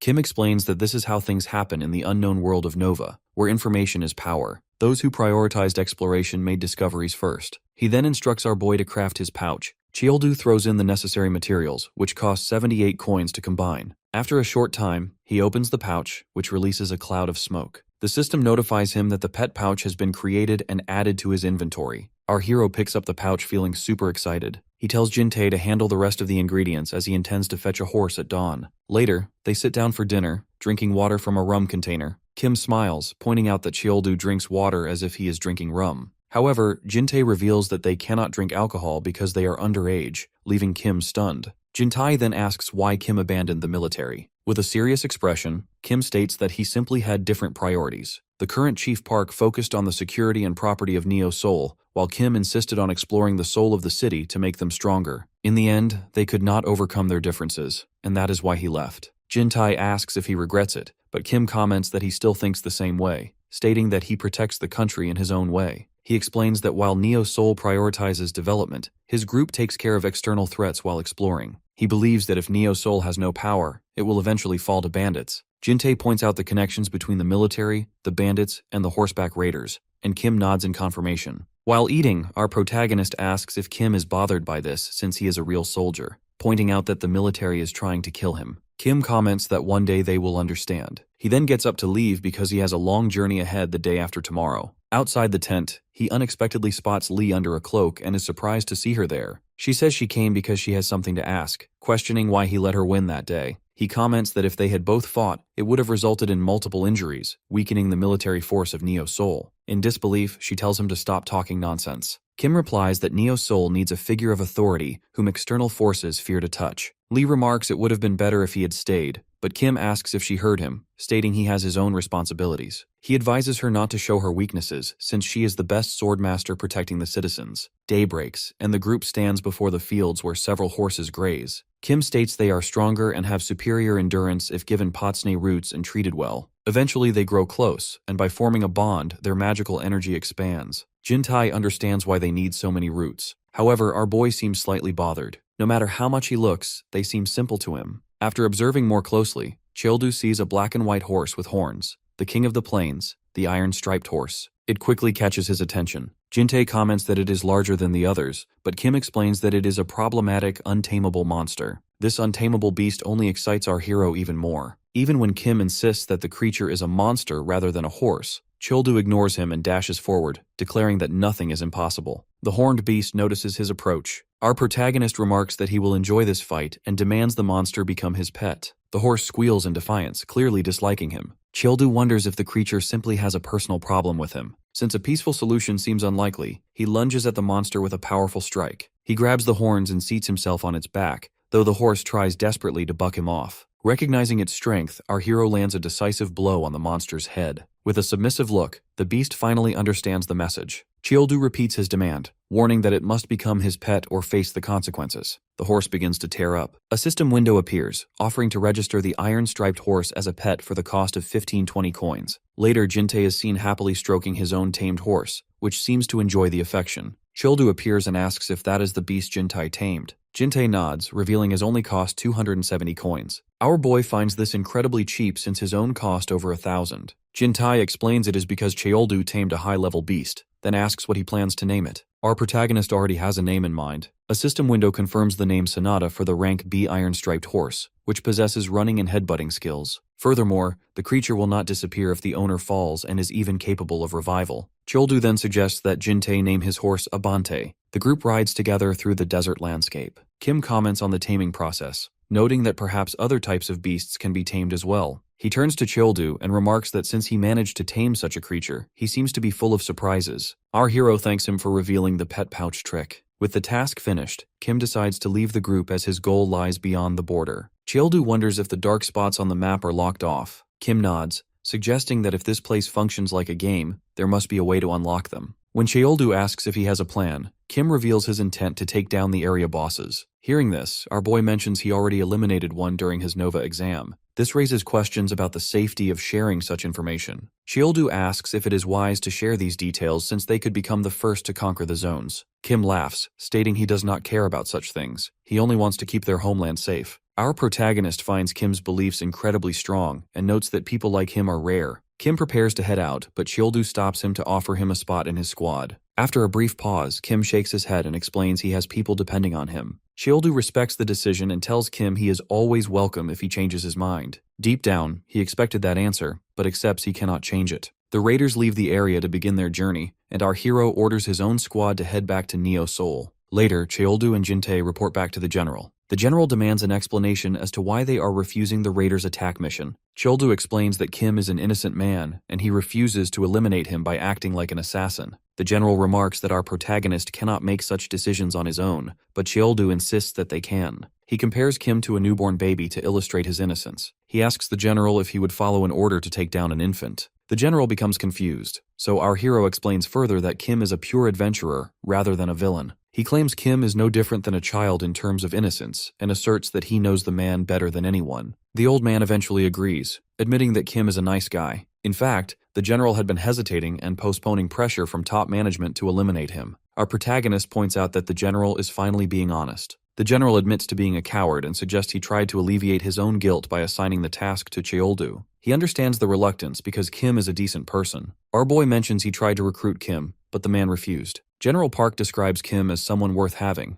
but notes his strong rebellious attitude is something no ordinary leader could handle. Cheoldu reflects that he still has a long way to go. The general asks if they are hungry, and Cheoldu notes it is nearly time to eat. He asks if soup will be served, but the general knows a simple soup will not satisfy him. He announces a proper meal has been prepared. Jin-tae gets excited as the general explains they deserve a real feast. He then offers them a drink, but Jin-tae points out they are still underage. General Park counters that the new year has begun on Earth, making them adults, and insists they should have their first drink. However, our hero declines, wishing to have his first drink with his grandfather back on Earth, though he remains eager for the food. The next day, Cheoldu and Jin-tae head out alone, leaving their squad behind. Jin-tae is worried about this arrangement, but our protagonist is carefree, noting he can simply punish anyone who tries to escape later. Still, Jin-tae believes they need someone to keep the troops in line and train them. They are soon spotted by General Park. The general examines their horses and learns their names are Sonata and Abante. He dislikes the names and suggests Grand instead, but both boys find the idea terrible. Dropping the jokes, the general reveals he is also returning to Earth. He is not going back for family, but because he has been summoned due to Earth being in trouble. He was stuck in Nova because the portals only open every 5 days. Cheoldu asks about the nature of the trouble. Although he is not supposed to reveal anything, the general explains that Korea is in a state of chaos. A coup has occurred in North Korea, led by Goryeo General Seok-ae Lee, who claims to be from Nova. As a result, the entire public now knows that Nova exists. Colonel Moran appears worried while Warrant Officer Junwon Oh remains calm. She remarks that the coup in North Korea means the existence of planet Nova will be revealed to the entire world. Expecting a massive influx of people, Oh asks to be sent back to Neo Seoul, but the colonel is not pleased. She has already stationed him on Earth to round up draft-dodging Novus and cannot risk their base in his absence. Furthermore, she is concerned about Director Park, whose recent suspicious behavior makes her fear a potential coup in South Korea as well. Oh questions her suspicions regarding Director Park and highlights the man's contributions to Neo Seoul. He adds that Cheoldu has also proven his worth through his actions. The colonel wonders why Oh trusts Cheoldu so implicitly,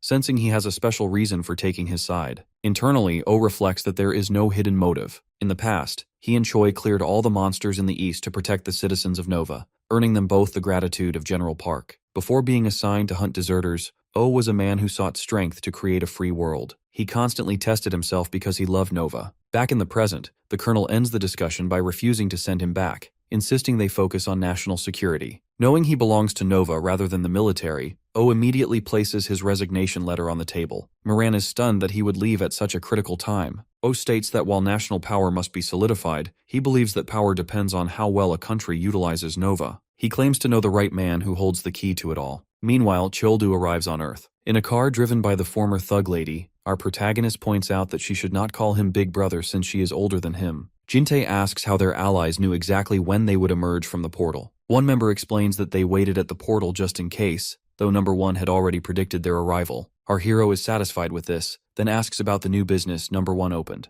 The lady chuckles, noting that the company name is a surprise for their leader. They eventually arrive at the new establishment, titled Cheoldu Solution. Inside, number one greets Cheoldu respectfully. Our protagonist appears confident but questions the name, remarking that it sounds like they are thighs, not to mention the office is located close to his home. Number one immediately apologizes. However, our hero clarifies that only his grandfather would dislike it because the old man hates thugs. Number one finally realizes why his men were constantly being kicked out of the area. Cheoldu asks if his grandfather is present, and number one nods before receiving praise for hiring 20 employees. As number one bows in gratitude, Oh steps inside with a curious expression, asking if this is a gathering of gangsters. Surprised, our hero recognizes him as the soldier he fought previously and notices his arm has completely healed. Seeing the crowd of men, Oh wonders if this is a gang, but Cheoldu explains they are mercenaries. Oh remarks on how much the squad has grown. Our protagonist then offers him a position in the group. Oh is surprised by the sudden proposal, but Cheoldu says they both know why he is here. Commenting on the boy's sharpness, Oh shakes his hand and feels just how much stronger Cheoldu has become. Our hero already needed someone to keep the mercenaries in shape. When Oh questions how he could offer a job to someone he barely knows, Cheoldu replies that he can tell he is a good soldier. Oh finally reveals he is no longer in the military and accepts the role of training the mercenaries. After they reintroduce themselves, Oh departs, promising to meet again in Neo Seoul. Later, Childu's grandfather serves a massive pot of soup. He advises our protagonist to find a safer place to stay since Earth is in chaos. Jintei explains that it is the new year, and a soldier friend assured them there is no risk of war, but the grandfather still believes there are better places to celebrate. Jintei is overwhelmed by the size of the meal, but the proud grandfather boasts about his grandson's ability to put away large portions of food. Gramps asks if the boys have officially become adults now that they are asking for alcohol. Our protagonist happily announces that he wants his first drink to be with his old man. He recalls the Barbarian ceremony where those who turn 18 are declared true warriors through a special ritual. Childu wonders if he can be reborn as a true barbarian now, though he decides he might not be ready yet. As he prepares to drink, the elder instructs him to use both hands and bow slightly as a sign of respect. Childu acknowledges the tradition. The grandfather then asks Jintei if he is going home. Jintei explains that he is an illegitimate son with no family record, sharing a story that reveals his vulnerability. Childu immediately asks if Jintei wants him to take care of his family, causing Jintei to panic and call him a lunatic. Gramps offers Jintei a drink and welcomes him, stating that any friend of Childu is like a grandson to him. They all toast to their new adulthood.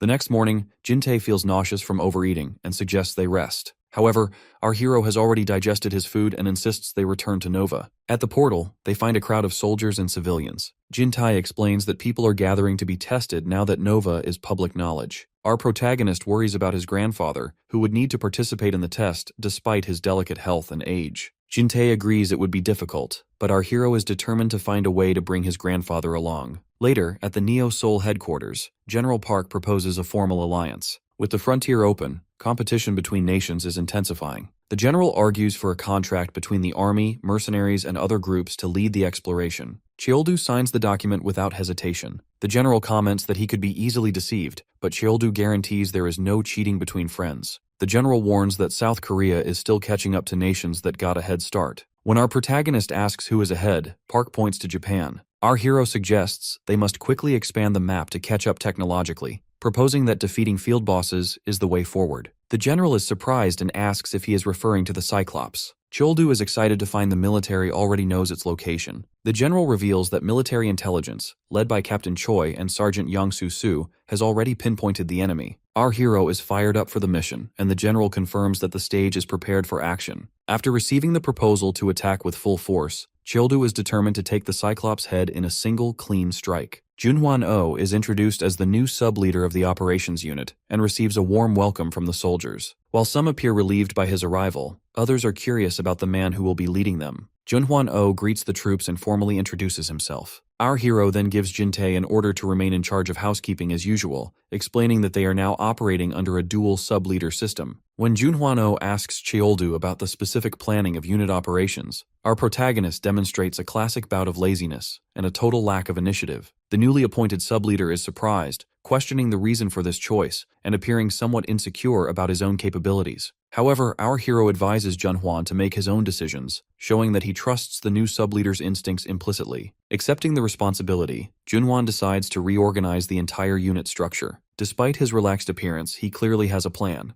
With a mischievous smile, he initiates the changes, claiming the upcoming journey will range from subduing fields to hellish training. Seeing his attitude, the soldiers begin to fear that things are about to get much worse. The scene shifts to a night street in Osaka, Japan. A young man wearing glasses and headphones looks exhausted, commenting on how intense everything has become. Suddenly, a woman bumps into him pleading for help, which only annoys him. He soon notices a crowd of people running in the opposite direction, screaming in terror. Another man runs past desperately, warning him to escape. Suddenly, terrifying goblins with glowing red eyes invade the streets, triggering a wave of panic. The young man observes the frightening scene in shock. A blue system screen appears with a message, Doomsday Exam. The mission is to clear the area, collect goblin coins, and escape to Nova. 5 days later at Neo Seoul headquarters, the general and his assistant discuss the opening of the portals and the goblin outbreak in Japan. The Japanese government has declared a state of emergency in Osaka, yet they are keeping the details concealed. Park feels frustrated, pointing out that Japan is viewing this disaster as an opportunity. He notes that since the arrival of the apocalypse, countries have been competing to colonize Nova, and Japan likely sees this as a way to train new novice. The assistant predicts that the population in Nova will increase, and Park realizes Japan is planning to gain the upper hand in colonization. However, he remains concerned about how they managed to open the portal. He then asks for a status update on our hero. The assistant reports that Captain Choi and Sergeant Kai left yesterday and should reach their destination tonight. Meanwhile, the mercenaries are marching with firm, synchronized steps. Junhwan strictly orders them to stay in line, causing one embarrassed soldier to apologize. Another soldier murmurs that Captain Junhwan Oh is far smarter than their leader. While Cheoldu just beats them, the captain uses mental torture, which feels much worse. Choi comments on how the mercenary corps has stricter discipline than the army and addresses Junhwan as Officer O. Junhwan makes it clear that he is retired and insists on being called by his name. Choi asks why he returned to the field after promising never to come back to Neo Seoul. Junhwan remarks that while he thought wearing civilian clothes to beat up deserters would be fun, the novelty wore off. When Choi asks if he joined the mercenaries because he was tired of General Park's theatrics, Junhwan admits that was part of the reason. Choi notes that our protagonist seems to have motivated him. Soldiers yell at one another to walk straight to avoid being scolded by the sub-leader. Junhwan reveals that the unit was a mess when he arrived, so he needed to step up. He admits that life in the mercenary corps is actually quite fun, wondering if he was ever this proactive during his military service. Choi is happy to see his growth and glances toward Cheoldu, noting that he really is a good guy. Right then, our protagonist orders the group to halt and declares they will camp there for the night. Later, inside a tent, our boy calls the representatives to discuss the plan while they analyze the map. Cheoldu points out that they will reach the target before dawn. Captain Choi briefs them that hunting an area boss is similar to a dungeon game. The target forest is divided into central and external parts, protected by ogres and gnolls. Cheoldu suggests a direct charge, but the captain shakes his head, revealing there are over 100 gnolls. Furthermore, a countdown begins the moment they step into the forest. Choi explains that the mission requires victory within a specific time limit, or the explorers will be teleported out, just like a game. Our hero focuses on a quick strategy and remains super excited to hunt the cyclops. At dawn, the squad reaches the location as the system announces the event and starts a 30-minute countdown. Jin-tae leads the main unit in an ambush on the left side of the forest, using the difficult terrain to their advantage. The combat is intense, and the soldiers soon meet the relentless gnolls. According to the plan, the main group retreats, and Sergeant Yongsu's team takes over to tackle the gnolls with arrows. Once the gnolls are distracted, the third group moves toward the central forest where the ogres wait. 2 giant ogres appear. Choi and Junhwan prepare for the confrontation, with Choi admitting it is his first time facing such beasts.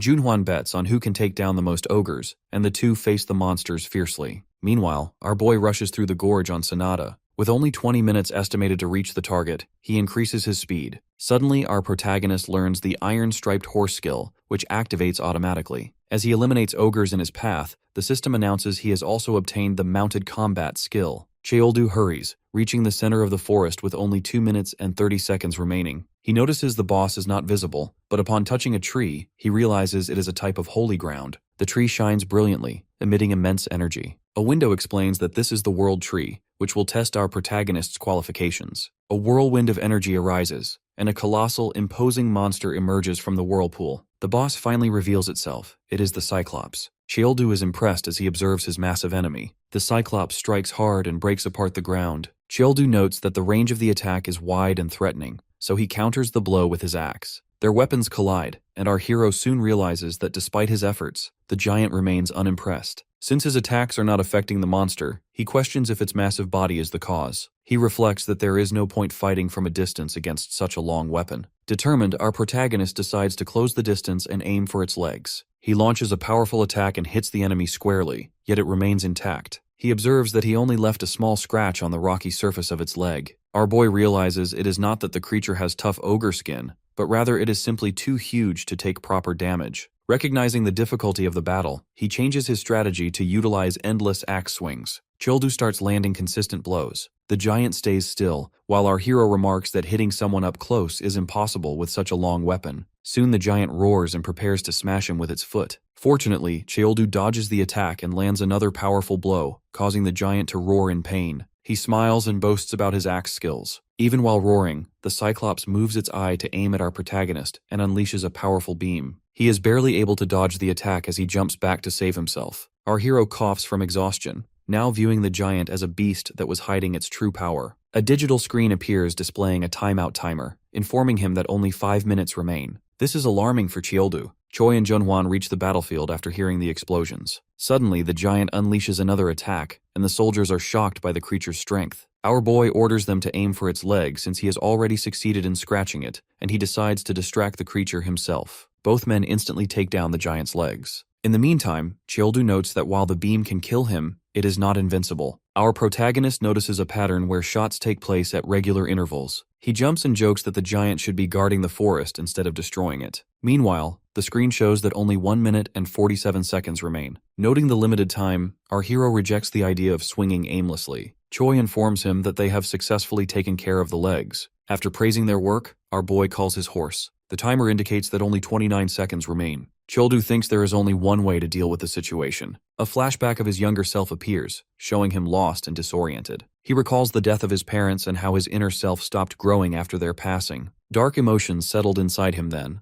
but thinking of that now, he decides to come out of his box. He now has friends and comrades to protect. Therefore, he wants to grow out of his grief for the sake of those close to him. With a serious expression, our protagonist remains focused on his goal. He swings his axe, reflecting internally that through inner realm discipline, he has realized a truth he could only perceive through his younger self. Sonata arrives at full speed and Chioldu mounts up. The timer shows only 10 seconds. In that final window, our hero jumps from his horse and focuses every bit of his power on one spot. In the last 2 seconds, he uses Ogre's power and lands an intense blow. At last, the Cyclops is destroyed. The system announces the victory, and the Tree of Protection evolves into the Tree of Guardianship. Jintei appears and celebrates the success. Area C442 now belongs to Earth and is open for new settlers, as the protected mist has been lifted. Cheoldu praises everyone for their hard work. They now know that taking down area bosses breaks the boundaries. Furthermore, he has obtained the giant's weapon, the Cyclops' halberd. A new mission is presented. Nova's world is vast and new areas must be explored. Our protagonist is surprised by the task. Another goal appears on the screen with an objective to tame a mount,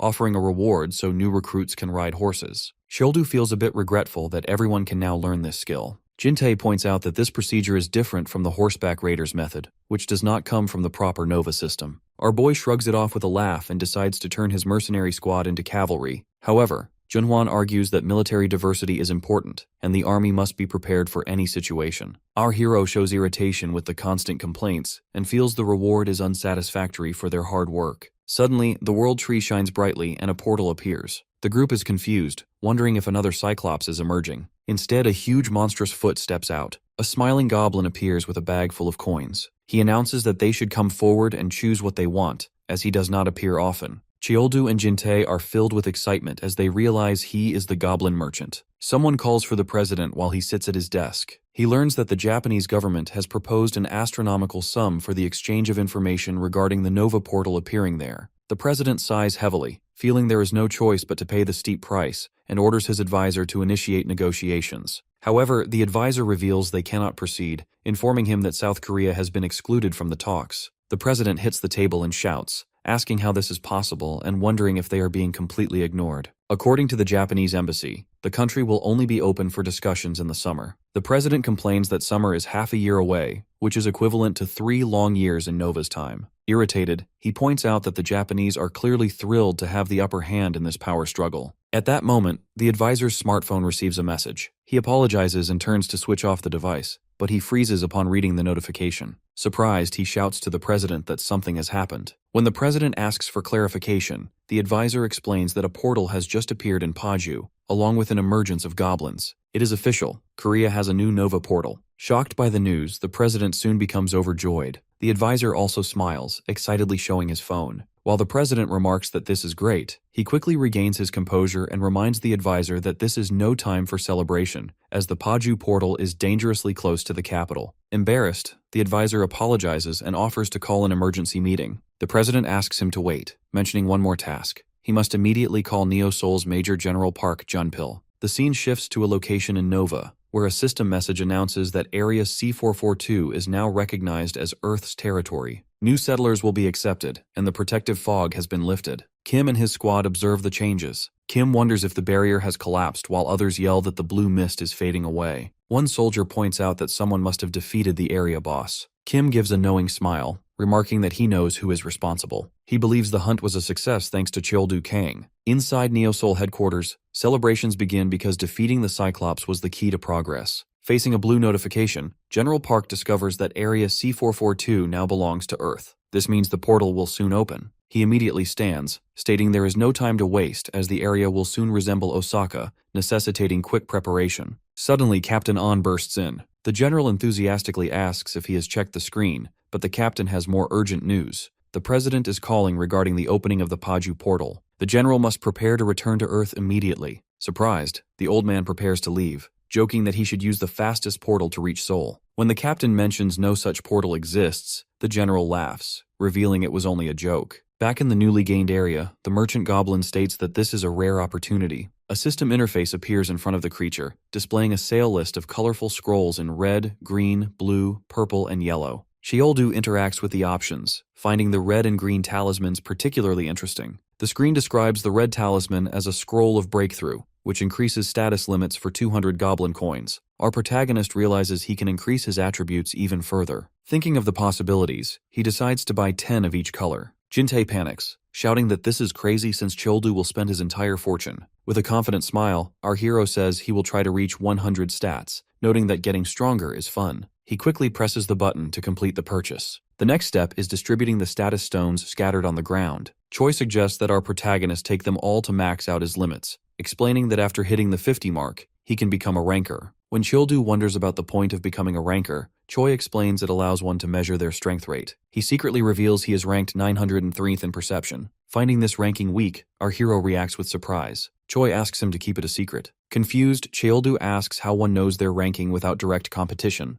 Choi explains that upon becoming a ranker, one can compete on the ranking grounds where the system automatically ranks them. Our protagonist is shocked he didn't know this sooner. Regretful but eager, he grabs a blue stone. The system reports he has used 2 status stones, bringing his strength to 43, dexterity to 35, stamina to 50, perception to 38, and magic to 9. With 50 vital points, the system announces his transportation to the ranking grounds. Sheoldu is ready and excited to see the new place. Arriving at a vast white expanse, he looks around and wonders if this is truly the ranking grounds. A notification appears for a stamina test, asking him to run at full speed. Our boy finds the instruction strange, but notices the ground forming as he advances. As he runs, the system measures his speed at 3.4 km/h. Carrying out the task, our protagonist thinks this is simpler than expected. He exerts himself and begins to sprint, believing that simplicity is his greatest strength. He is determined to run until his lungs explode. The scene changes to the Japanese Prime Minister's office. A subordinate enthusiastically reports that Sato's special forces have decided to defeat the next area boss. The Prime Minister celebrates and orders the intelligence rate to be increased 5-fold to consolidate Japanese leadership in Nova. Suddenly, someone runs in reporting a major problem.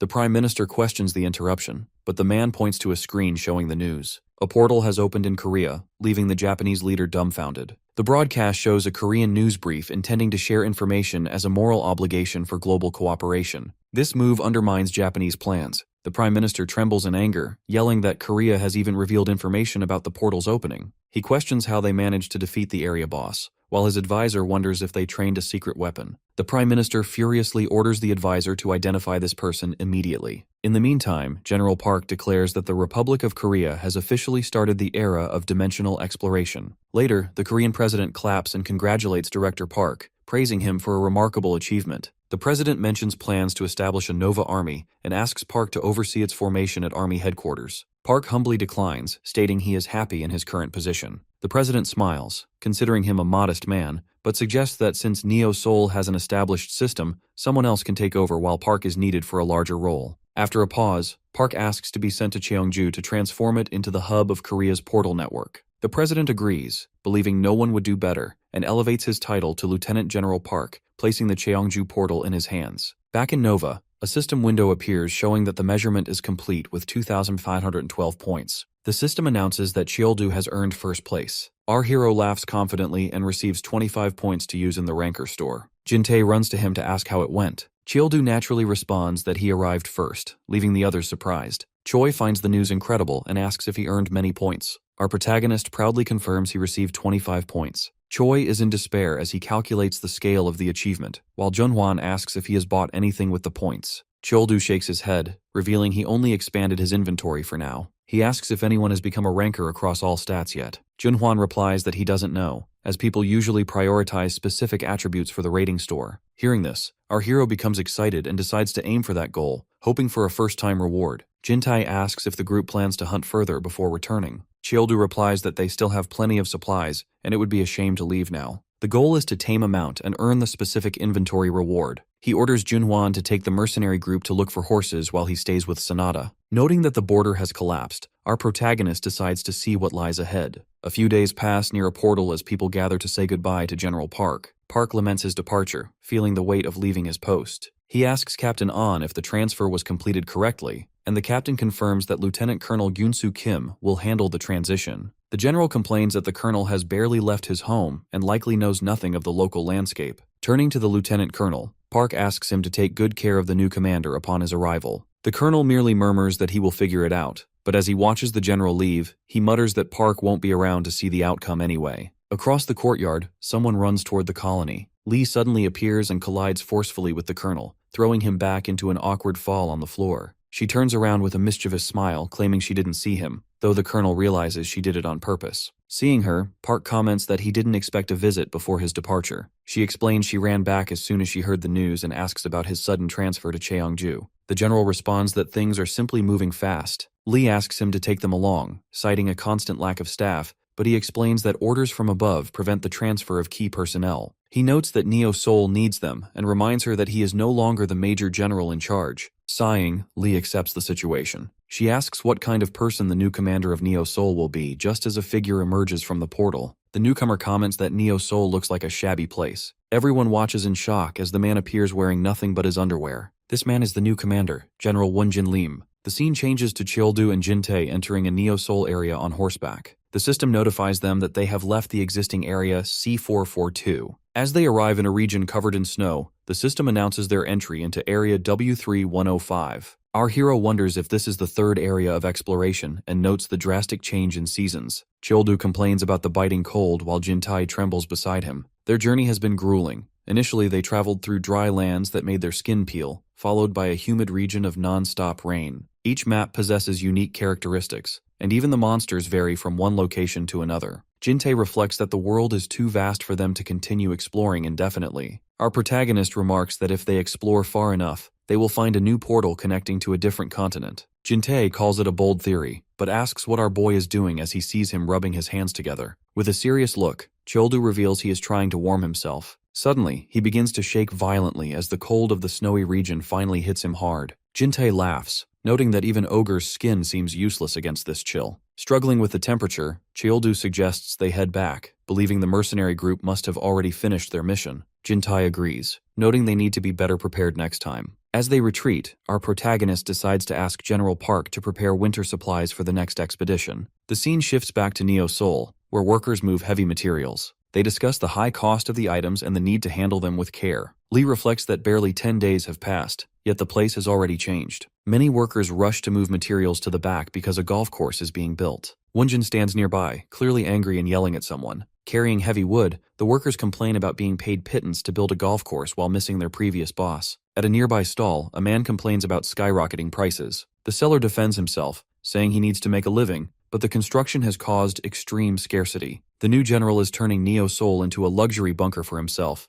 leaving Lee to wonder if this will actually protect the citizens. Suddenly, someone calls out to her with news that our hero's squad has finally returned. She realizes things are about to get complicated. Through the dust, the riders emerge. Cheoldu is in pure shock, shouting desperately and asking where their house went. He demands to know who had the audacity to demolish his home and calls for Junpil to appear immediately. Lee informs him that Lieutenant General Park Junpil has been sent elsewhere. The sergeant and Captain Choi are stunned, asking who is now in charge. Lee reveals that General Won-jin Lim is the new commander and that he is waiting for them. Gritting his teeth, Cheoldu grows furious because they messed with his property. Our hero calls his mercenaries together and orders everyone to march straight to the central government office. Mounted on their horses, the mercenaries advance, shouting that they will get their home back. At the headquarters, the general asks Kim if preparations are finished to face Cheoldu. The colonel confirms that they have gathered more than 600 men, including armed soldiers, reservists, and civil defense members. The general remarks that our boy is the core of Neo Seoul's success, so he believes they should force him to join them. His subordinate confirms everything is ready. The old man claims it doesn't matter how strong the target is.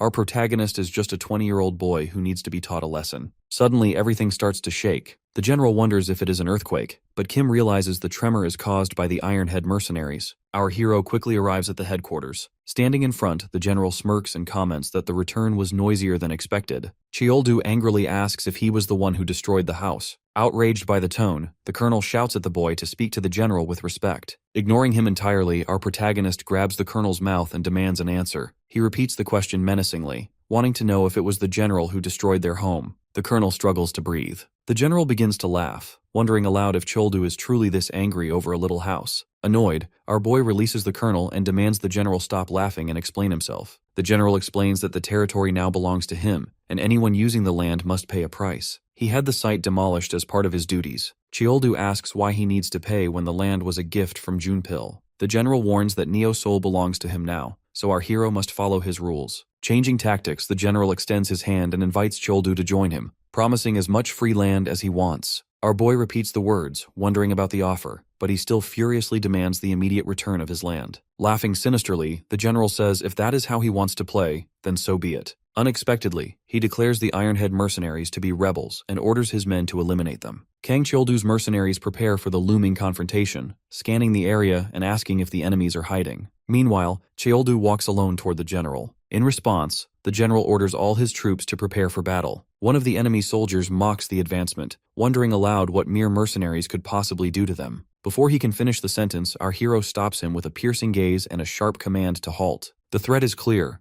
Drawing a weapon means the end of the line for anyone who dares. Suddenly panicked, the general questions his guards, asking how they could be so foolish as to fall for a simple bluff. At that moment, someone calls out to our protagonist. Yongsoo and Choi grab him, suggesting they resolve the situation through dialogue to avoid a disastrous war. Surprised by their intervention, the general questions the men's identity and asks if they are not soldiers. Realizing his authority is slipping, he shouts for Lee to be called. Lee appears immediately. The general asks if she is indeed the swordmaster of Neo Soul, which she reluctantly confirms. He then offers her a promotion if she quickly subdues Choldu, but she simply sighs, replying that she cannot beat him. Frustrated, the general grabs her and shouts, asking if he looks like a joke to her. Maintaining her composure, Lee flashes a mocking smile and comments that his character is even worse than she imagined. The general declares he will show her the true meaning of the worst and moves his hand forward quickly. However, his wrist is stopped midair as our hero grabs his arm. Choldu coldly remarks that the man doesn't seem to know much about Nova.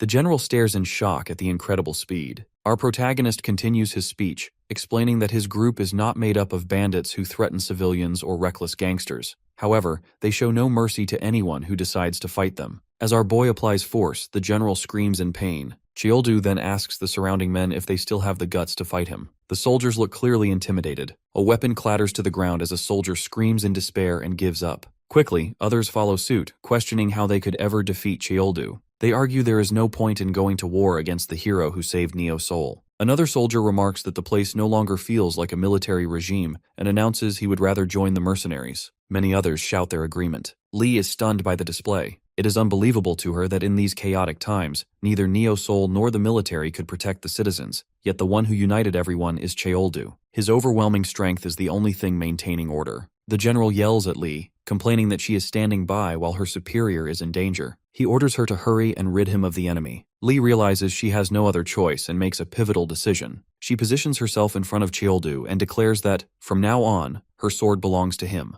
Everyone is stunned as she states that the Neo Soul she knew no longer exists. She can no longer see a future in that place, but she sees one with our hero. She believes in a bright future for Nova due to his influence. Smiling with confidence, our protagonist welcomes her to the squad. The general questions her actions, but Lee simply tells him to process her discharge papers. Shocked and in disbelief, he shouts that he doesn't accept her leaving and asks who authorized it. Lee claims the decision as her own. She ignores his opinion and, stepping aside, tells him that any further complaints should be directed to her new boss. Terrified, the general listens as our hero says they need to discuss the price for destroying the mercenary base. Swallowing hard, the general asks if Choldu is really going to attack him, even if it means becoming a target of the Korean military. Grabbing the man's collar, our hero admits he is tempted to eliminate him right then and there. Instead, he proposes a resolution. He demands payment for the value of the land where the base stood, plus the reward he was originally supposed to receive from Junpil. Later, the mercenary squad drinks and celebrates. Our hero learns that Junpil was sent to Cheongju. Lee asks what the plan is for the unit moving forward. Choldu explains they plan to explore beyond the barrier, but without military support, they must figure out how to survive.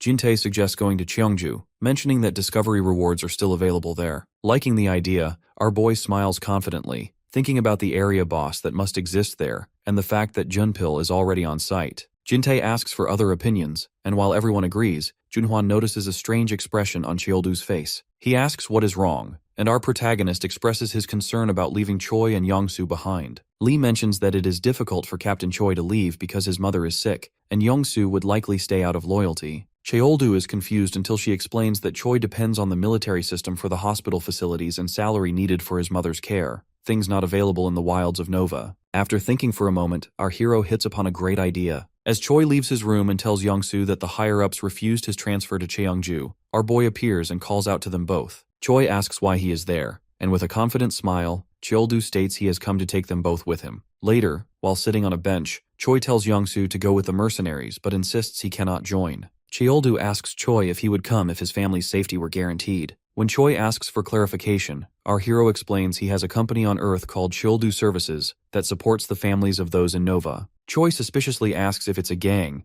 but an embarrassed Cheoldu explains it is a legitimate business that protects his squad's families. Impressed by how well our protagonist solves problems, the two men agree to join. With that, our hero prepares to take his whole squad to Cheongju Nova, providing transportation and meals to help those who suffered under the new commander. A few days later at the Paju portal, a large crowd has gathered. Our protagonist walks through the throng, noting how much has changed since the official Nova announcement. A military jeep pulls up, and a soldier emerges to greet him. She introduces herself as Second Lieutenant Seung-a Choi from the intelligence unit. Though our hero doesn't recognize her at first, she reminds him she was there previously with Officer O. Cheoldu questions why she is speaking to him, and she explains she has a message from Lieutenant General Park Junpil. She reveals she has been assigned to the Cheongju Nova Intelligence Unit and is there to escort him to his destination. Cheoldu smirks, realizing they are finally on the same page. He immediately turns, suggesting they leave right away. She complains, asking if he won't ride with her in the jeep, but Cheoldu explains the group is too large and they must travel separately. At that moment, he sees the rest of the people arriving in buses. Number 1 greets his boss, but our hero reminds him they are not a gang. Number 1 then explains that, as ordered by the sub-leader, he prepared the buses for the civilians. Cheoldu praises him and Jintae for the hard work. Jintae humbly claims he just spread the message, though he points out that our protagonist hasn't brought as many people as expected. Cheoldu admits the sudden change was a heavy burden for some. The mercenaries decided to follow later, and he respects that choice. After all, they are starting their lives from scratch in rural Cheongju. Smiling, our boy reveals he selected specific people to help with the construction of Cheongju. Among them is a soup lady capable of giving a heavenly flavor to food, and a blacksmith who can repair or create any type of weapon. Ready to move, Cheoldu waves at Sung. As the buses begin to descend, he suggests they stop at a rest area before continuing. Soon, they step inside the portal. Observing the surroundings, Cheoldu comments on how much the place has developed in such a short time. Jintae notices the people's clothes and laughs, already feeling Lieutenant General Park's influence. Cheoldu jokes that they left Neo Seoul only to find another place just like it. Suddenly, the general shouts excitedly for our hero. Cheoldu greets him with a laugh, mentioning he was worried when he heard the man was expelled. The general responds that it is normal for a soldier to change posts. Cheoldu comments that he almost slapped the guy who replaced him, and the general admits it was for the best that he refrained. Our protagonist then mentions he brought gifts. The old man is curious until he recognizes the newcomers are merchants from Neo Seoul. Cheoldu explains his plan to establish a village. He was worried about the general being alone, so he brought everyone willing to accompany him. Extremely happy, the general admits these are the people needed to accelerate Nova's development. The merchants greet the old man, saying they missed him. The general thanks Cheoldu for his help, and our hero proudly says that is what friends are for, telling the general to consider it thanks for lending him his men. Soon, Lee, Choi, and Yeonsu arrive at Cheongju. Lee happily greets the general, noting it has been a while since they last met. Cheoldu explains these newcomers are now part of the mercenary group and will assist with development. After a brief pause, the general points out they have left the army and bursts into laughter. He says they did well because he was worried about them, adding that he couldn't be happier that everyone came to Cheoldu. Excited, he invites everyone to have a meal together. As they cross the village, Cheoldu asks what kind of place this is, wondering if it will be a second Neo Seoul. The general expected this question and reveals the name is Hanyang. The goal is to ensure future generations have food in this agriculturally focused location. To prepare against monster invasions, they built an earthen fortress. Furthermore, with the development of roads, the place will become a commercial center, allowing interaction with all continents. Our boy finds the idea of an agricultural village incredible. The general proudly reveals the secret was finding rice seedlings, noting that each region has different items to obtain. Excited by the news of rice, Cheoldu asks if they will finally be able to eat rice soup instead of barley. The general laughs, calling him pure and innocent. However, the old man remembers he called Cheoldu for something even more important. Our protagonist stops right there. General Park asks if they want to try to conquer a secret dungeon, and Cheoldu gets excited while the rest of the group shows interest. While walking, the general reveals they discovered a magic teleportation circle, which will be crucial for transport in Nova. Our hero wonders what a teleportation circle actually is. Park explains a guard discovered it by chance. A system window gives details. The magic circle allows instant travel to other registered circles for 100,000 coins. The general notes that if similar circles are found elsewhere, direct travel will be possible. Cheoldu asks if the area near the circle will become overvalued property. Laughing at the comparison, the general agrees with the analogy. He plans to build a big road connecting Hanyang to that location, but the path is currently blocked by a dungeon. This leads our boy to understand the reason for the request. The general admits the task is beyond their current capabilities and requires the strength of the mercenary group. He promises that if they clear the dungeon, he will let them claim that site for their base of operations. Tempted by the offer, Cheoldu soon reaches the dungeon entrance with his squad. A system window pops up, identifying the hidden dungeon as the cursed castle of the Count. The objective is to eliminate the Count who practiced forbidden magic, with rewards including a seal of the Lord and a first-time completion bonus. Cheoldu notices the magnificent castle and the prize while standing at the entrance. The atmosphere is tense. Jintei comments that the weather seems ominous, and even the mercenaries look scared. Cheoldu tells them those who are afraid can stay behind, his eyes filled with killing intent. The soldiers quickly change their minds, shouting that there will be no deserters. Our hero comments that his axe will not be stained with the blood of cowards, then orders everyone to arm themselves, shut up, and move out. The soldiers advance on their horses. Suddenly, a giant glowing arrow hits the ground, stopping one of the horses. More arrows fall from the sky, trapping the animals and preventing movement. Cheoldu perceives the situation quickly. These are long-range attacks from high ground, making a simple advance difficult. The attackers are skeleton archers. Seeing this, our protagonist jumps off his horse and orders the scattered army to regroup and wait it out. Advancing quickly and determined, Cheoldu shouts that he is going to break down the castle gate. Arrows fall toward him, but he doesn't care. He tells Sonata to run and advances at high speed. The horse acquires a new skill, Galloping Charge, which increases leg speed. A skeleton archer nearby appears shocked by the sudden charge. Still advancing, our boy orders Sonata to use force. After destroying the gate, the horse learns a new skill, Horned Impact. Frightened, the skeletons scream in alarm at the destruction, attracting the attention of all enemies. The skeletons gather around Cheoldu as he yells at them to come at him. He grabs one skeleton and headbutts it, announcing that he has an iron head. Noticing that the arrow attack has ceased, the sub-leader orders the cavalry to storm the gate. Nearby, Cheoldu faces 3 skeletons alone. He wields his axe to deal with the monsters, swinging the blade with enough force to shatter them while complaining about the weakness of his enemies. At this rate, he expects to finish before reinforcements even arrive, wondering if there is anyone stronger present. Soon, heavy footsteps echo nearby. A massive opponent in full armor appears before our protagonist, who looks at the newcomer in surprise. Wasting no time, Cheoldu attacks. He mockingly asks if this is all the creature has to offer, noting that the knight appears much weaker than a cyclops. Our boy hits the knight with a heavy blow, sending the giant crashing to the ground. He shouts that the fight is boring and wonders why the foe didn't drop any items. Suddenly, his squad arrives and asks if he is okay. Our hero says he is fine, though he grumbles that his men only show up once he has finished cleaning the area. He begins giving orders, telling some to stay behind while others advance, warning them to be careful of enemies inside. Jintei suddenly screams a warning, but it is too late. An attack hits Cheoldu squarely from behind. Shockingly, the fallen knight, Dullahan, the guardian of the manor, is still alive. Jintei and the mercenaries shout our protagonist's name as a huge cut opens across his back. He cannot believe he let his guard down, having assumed the monster was dead. As the giant moves in for another strike, Lee makes her entry and lands a powerful blow. After striking from multiple directions, she knocks the knight down once more and rushes to Cheoldu's side. Our hero points out that the creature is not dead, noting that the enemy survived the previous onslaught. In the meantime, skeletal creatures begin to emerge again while Dullahan reconstitutes its body. Lee wonders how they can move if they are already dead. Cheoldu states that black magic is controlling the corpses, recalling the description he saw earlier. Our boy realizes that to finish them off, they must defeat the Count who controls them. He immediately orders the others to buy him time so he can step inside, but Lee stops him, insisting on treating his wounds first. Once bandaged, our protagonist leaves the perimeter to his comrades and heads into the manor. Inside, a horrible smell of rot fills the room, forcing him to cover his nose. He soon discovers a large creature and wonders if this is the source of the stench. The system window identifies the beast as a corpse golem.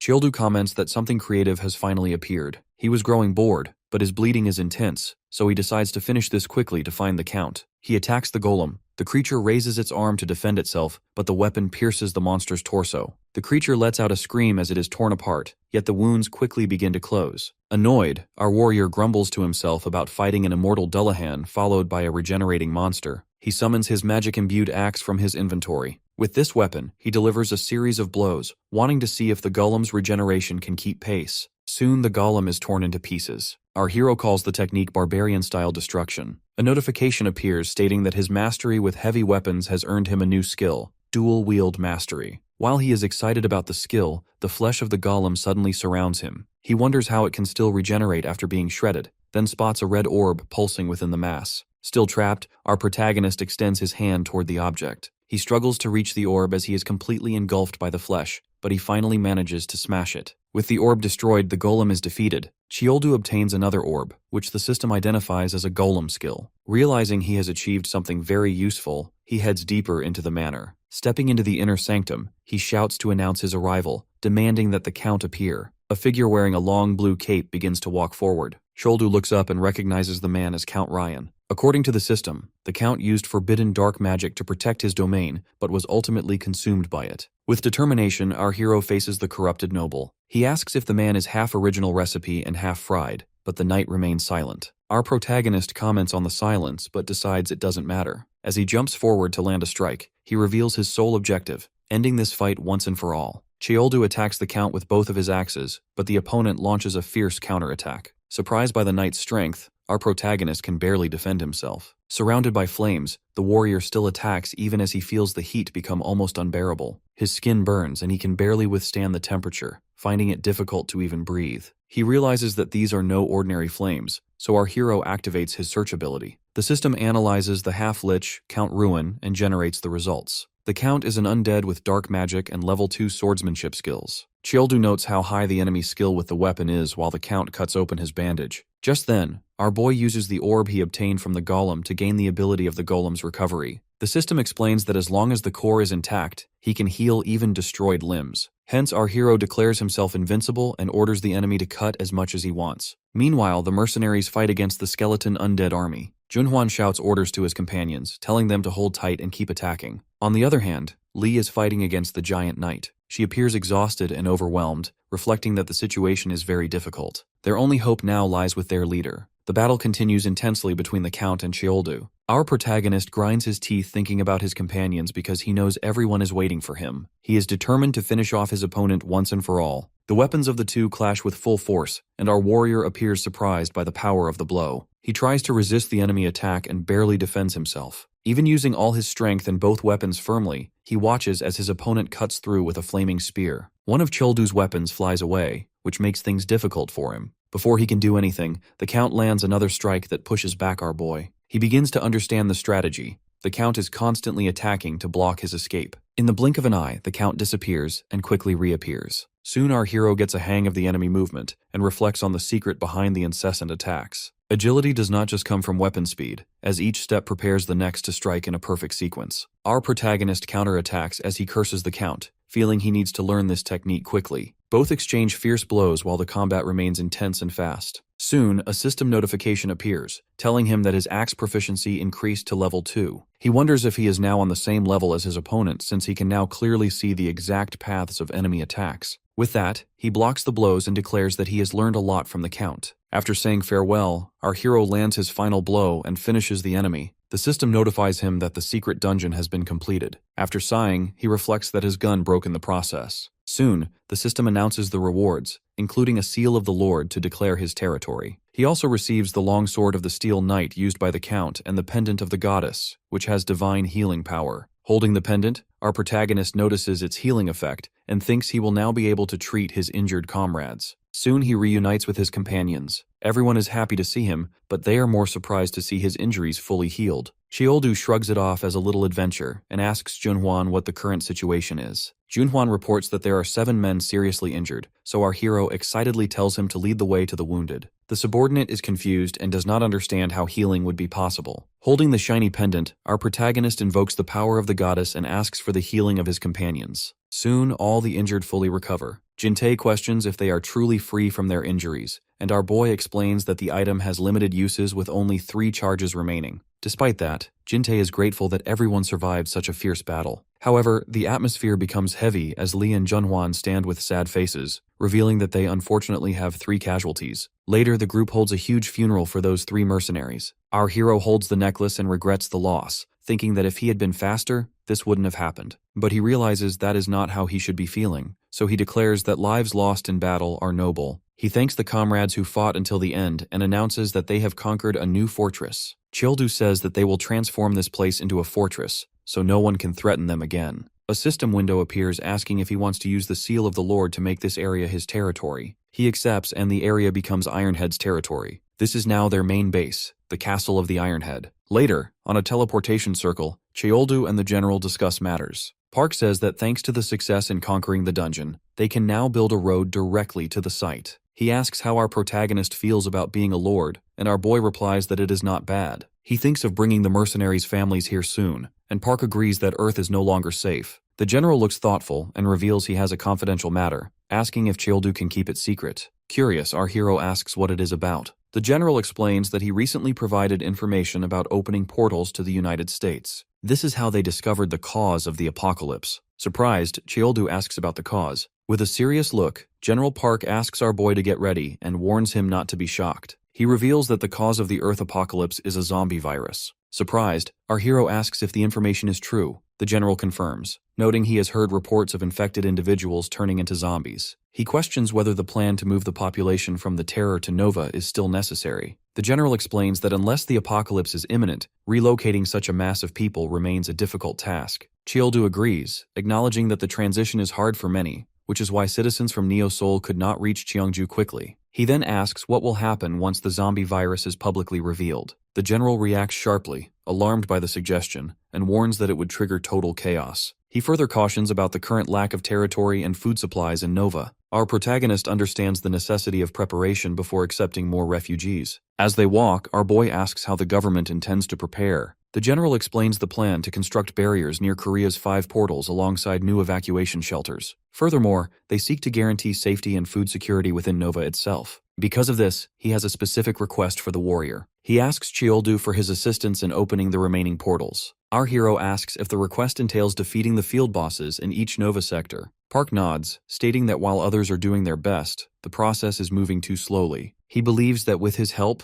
progress would be faster than expected. Unexpectedly, Cheoldu refuses. Surprised, Park questions the rejection. Our protagonist states that from now on, he will only fight for his tribe. A disappointed Park reveals he thought they shared the same vision for the world. The warrior apologizes, explaining that he does not fight for humanity as a whole. He considers it a luxury to fight for others when he cannot even protect his own family. Meanwhile on Earth, occasional casualties occur as goblins begin appearing outside the portals. In the street, Cheoldu's grandfather walks along while the government broadcasts warnings for people to stay indoors. Sighing, the old man comments that things are going to get heated. He notices that our boy hasn't sent any messages lately and wonders if he is eating well. Suddenly, a goblin drops from the sky and advances on him. Frightened, the elder falls to the ground and desperately tries to escape. Suddenly, someone appears from behind and lands a heavy blow on the creature. Shortly after, a pair of siblings appear. They are workers for Cheoldu on Earth. The girl asks if the old man is okay and extends her hand to help. However, he tells her to take her hands off him. Ignoring her help, he gets up by himself. The other boy presents a goblin coin, wanting the grandfather to use it to become a novice. The old man grumbles that he has no need for it and tells the young people to keep it for themselves. The girl becomes angry, asking desperately why he is being so harsh and why he hates them so much. The grandfather responds that he is afraid Cheoldu will be corrupted by bandits like them, claiming he needs no help from gangsters. The lady is visibly upset by his words. Just then, our hero appears behind them and tells the siblings not to lower their heads, as they have done nothing wrong. Cheoldu then calls out to the old man. With a smile, our protagonist reveals a bottle kept in a bag. Later, they sit together at a table. While pouring a drink, Cheoldu asks if his grandfather has been praying a lot lately. The elder responds that it is because of him. Without prayer, he cannot sleep due to worry. Complaining slightly, the grandfather says his grandson doesn't seem to care and asks why he is even visiting. They toast while our boy wonders if the old man is upset, suggesting they stay together if the worry is too great. He insists that his grandfather go to Nova with him, secretly thinking that Earth will soon become dangerous because of the virus. He mentions that if it weren't for those siblings, things would be difficult for them. The grandfather cuts the speech short, asking him not to mention those gangsters. Our hero asks why he harbors such hatred. The elder states he simply cannot trust their kind. In a memory, a younger version of the grandfather appears, revealing a shameful past. He was once a successful gangster himself,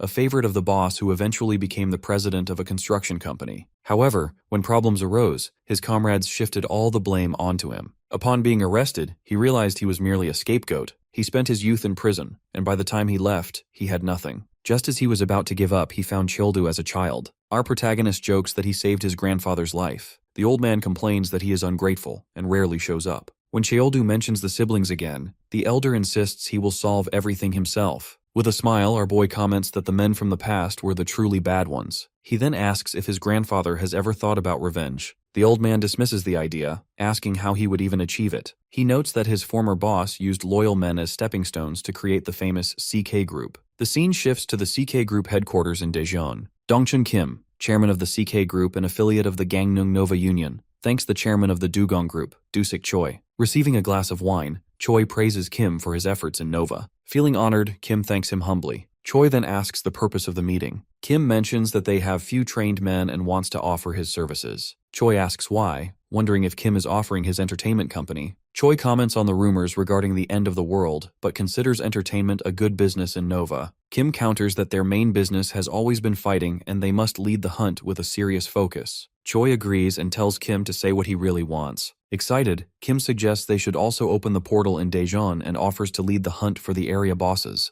Choi expresses concern about the potential harm of the idea. Kim laughs, stating they have lived their lives in combat and can do exactly what an unknown boy did in Neo Seoul. Suddenly, a subordinate rushes in and shouts to the president that there is a major problem. The man informs them that intruders have broken into the building by force and are causing a ruckus. Irritated by the interruption, Kim complains. Choi grumbles that the mood of the conversation is ruined and decides to leave, promising to continue another time. The subordinate tries to stop him, but it is too late. With a pale face, the staffer reveals that the president is gone. Furious, Kim takes his anger out on the subordinate, shouting at the idiot for standing still and ordering him to call Director Jang to handle the situation immediately. Meanwhile, in the hallway, several men in suits lie on the floor, easily neutralized by the invaders. The group is actually led by Cheoldu. A member asks him if they performed well. Our hero responds that they need to try harder, causing her to sigh. Suddenly, our boy stops and tells them to look ahead. Director Yang appears facing the group. Our protagonist asks directly if he is the boss.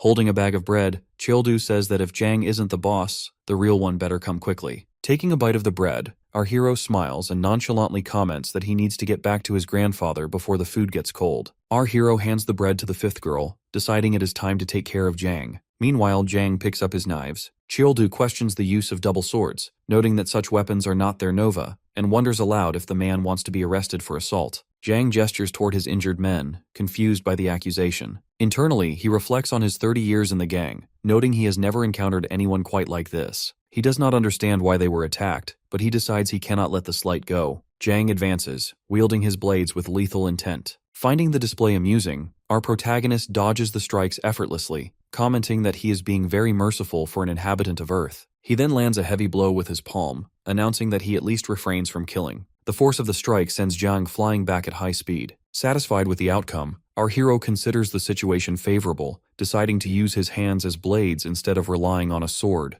With blood in his mouth and searing pain in his chest, Jang curses Cheoldu. He realizes his ribs are broken and decides to unleash his ultimate skill, the pandemonium technique. This move uses hundreds of distracting sword strikes to mask a primary attack that strikes like the fang of a viper. To his absolute shock, our protagonist shatters the steel blades with his bare hands. Jang freezes, realizing the blow had no effect. He stares at the hero, wondering what kind of legendary technique could possibly achieve this. Mocking the question, Cheoldu reveals he simply swung his arm. He then lands another powerful blow, sending Jang tumbling across the ground with a massive impact. The scene shifts to Cheongju, where Jin-tae thoughtfully surveys Ironhead Castle. He sketches plans for barracks, a prison, a blacksmith shop, and a general store, envisioning an indoor village. However, he notices the prayer hall remains deactivated and wonders how to unlock the restricted buildings. Nearby, Lee stretches and yawns on a piece of furniture. Surprised to see him, she asks what he is doing there. She calls him vice captain before correcting herself, asking if she should refer to him as the chamberlain of the castle instead. A flashback reveals Cheoldu appointing Jin-tae as the chamberlain of Ironhead Castle. A system window appears, confirming the appointment. Our protagonist explains that Jin-tae will act as his representative in his absence to develop the inner village. He then places Junhwan in charge of the main mercenary unit and training, while appointing Lee as his personal guard, a role he notes is quite dangerous. Finally, he assigns Choi and Yong-soo to lead the territory's guerrilla unit. Cheoldu announces that they will transform this location into an impenetrable fortress specifically for Ironheads, ensuring no one can ever invade. Back in the present, Lee recalls that the captain returned to Earth after making those arrangements. Jin-tae believes the boss is planning extensively due to the recent loss of several mercenaries, adding that while the captain seems tough, he possesses a sensitive side as well. When Lee asks about their next move, Jin-tae insists they must wait for the plan to unfold. Lee agrees despite her reservations, hoping he isn't just off somewhere drinking. The scene shifts back to Earth, where manager Jang is violently thrown to the pavement. Director Kim watches the display with growing annoyance, wondering who could have reduced a man like Jang to such a state. Soon, our hero appears and introduces himself as the grandson of young Cheol Kang. Kim watches Choldu with suspicion, reflecting that he only knows one man by that name. He wonders if the old man trained this giant to seek revenge. Suddenly, Kim's attitude shifts. He laughs loudly with a sinister smile, claiming it is wonderful to meet the grandson of an old friend. Cheoldu finds the word friend strange, as he has heard a very different version of their history. As he pours a drink, Kim admits there may be a deep misunderstanding between them. While doing so, he surreptitiously drops a small pill into the glass. The host suggests they chat over first-class whiskey, praising the quality of the spirit. Tempted by the drink, Cheoldu agrees to hear the story. He sits on the couch while his companions stand directly behind him, watching closely. Accepting the cup, the eyes of our protagonist shine with anticipation. He announces he will enjoy it in a single gulp and drains the entire glass. Kim smiles, thinking how easily the boy swallowed the deadly substance. He asks how it tastes, inwardly mocking Cheoldu for being stupid enough to accept a drink from an enemy. Our hero places a hand over his mouth, seemingly feeling the effects of the toxin. With a vicious grin, Kim pulls a gun. He declares victory and shoots him instantly. To Kim's horror, the companions remain perfectly calm even after their leader is shot. Moments later, Cheoldu remarks that the taste was actually quite good. He lands a heavy blow on Kim and demands he pour another round. Kim falls to the ground, terrified to see the man still standing. Our protagonist smiles, noting he thought there might have been a good reason for the betrayal of his grandfather, but he now sees Kim as just trash. A system window reveals that he has activated poison resistance and golem regeneration. Desperate, the enemy draws his weapon again, warning him not to come closer. Our boy smashes the gun with his bare hand and asks if those are his last words. Collapsing to the floor, Kim begs for his life, promising to do anything. Our protagonist tests this, demanding an apology to his grandfather. He further insists on the return of the stolen shares and the transfer of all assets to the Ironhead Corporation. Recognizing the name, Kim realizes this is the Cheoldu from Ironhead who defeated the area boss. Our hero confirms this and hits him once more. The scene shifts to the grandfather, who is busy praying to various deities to watch over poor Cheoldu. While the old man is still deep in prayer, his grandson announces his return. The grandfather turns around, shocked to see a man kneeling and begging for forgiveness. He asks what has happened, and our hero proudly reveals that he has captured the man who stole the company. He explains he taught the thief a lesson and asks if his grandfather feels better now. After a brief silence, Gramps slaps his grandson across the face, shouting that he is seriously disappointed in him. Sitting at the table, grandfather scolds Cheoldu, warning that using fists for everything will turn him into a criminal. He cautions that the boy could end up just like Kim. Meanwhile, Kim walks away, thinking to himself that it was a close call. On the other hand, Cheoldu states that he will never forgive anyone who hurts his family, even if he has to kill them. Desperate, the elder speaks about the sanctity of human life and warns that such aggression will bring divine punishment. However, our protagonist argues that in today's world, hesitation can cost a family their lives. He cannot accept his grandfather's logic because he has his own reasons. The old man wonders why he even bothers prying when Cheoldu refuses to listen. Our hero then suggests that the old man accompany him to Nova. He tries to convince his grandfather by explaining that seeing Nova will change his mind,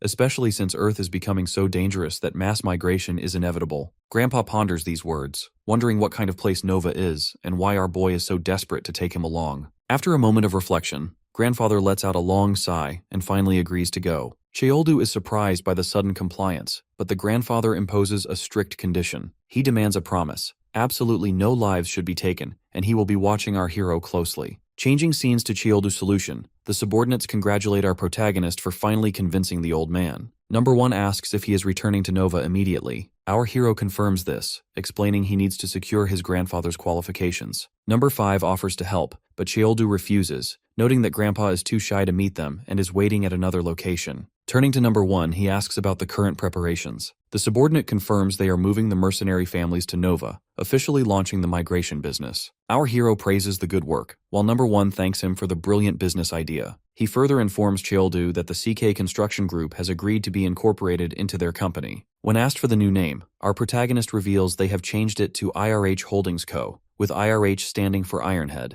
This official transition makes our hero the CEO of the firm. Later, Cheoldu and his grandfather arrive at the site of the Paju portal. Our boy explains that they need to hunt goblins there to collect coins. The elderly man reacts with fear at the mention of the creatures and prays to God for protection. Our hero questions the concern, noting his own high resistance, but his grandfather reminds him that he is not invincible. Cheoldu suggests they stop talking and move quickly. 2 hours later, the grandfather sits exhausted on a rock, complaining of aching bones. Cheoldu looks around, finding it strange that they haven't encountered any goblins yet, and questions if this is truly a spawn area. Suddenly, his eyes widen as he spots movement in the distance. Grabbing his grandfather, our protagonist starts running and shouts for them to move. The elder demands to be released, calling him a brat as they dash through the dark forest. Pointing into the woods, Cheoldu shouts that there is a goblin. Terrified, the grandfather wonders how he is supposed to capture such a thing. Handing over an axe, our hero says it is a gift for his grandfather to use. He jokes that the old man must have used one back in his gangster days,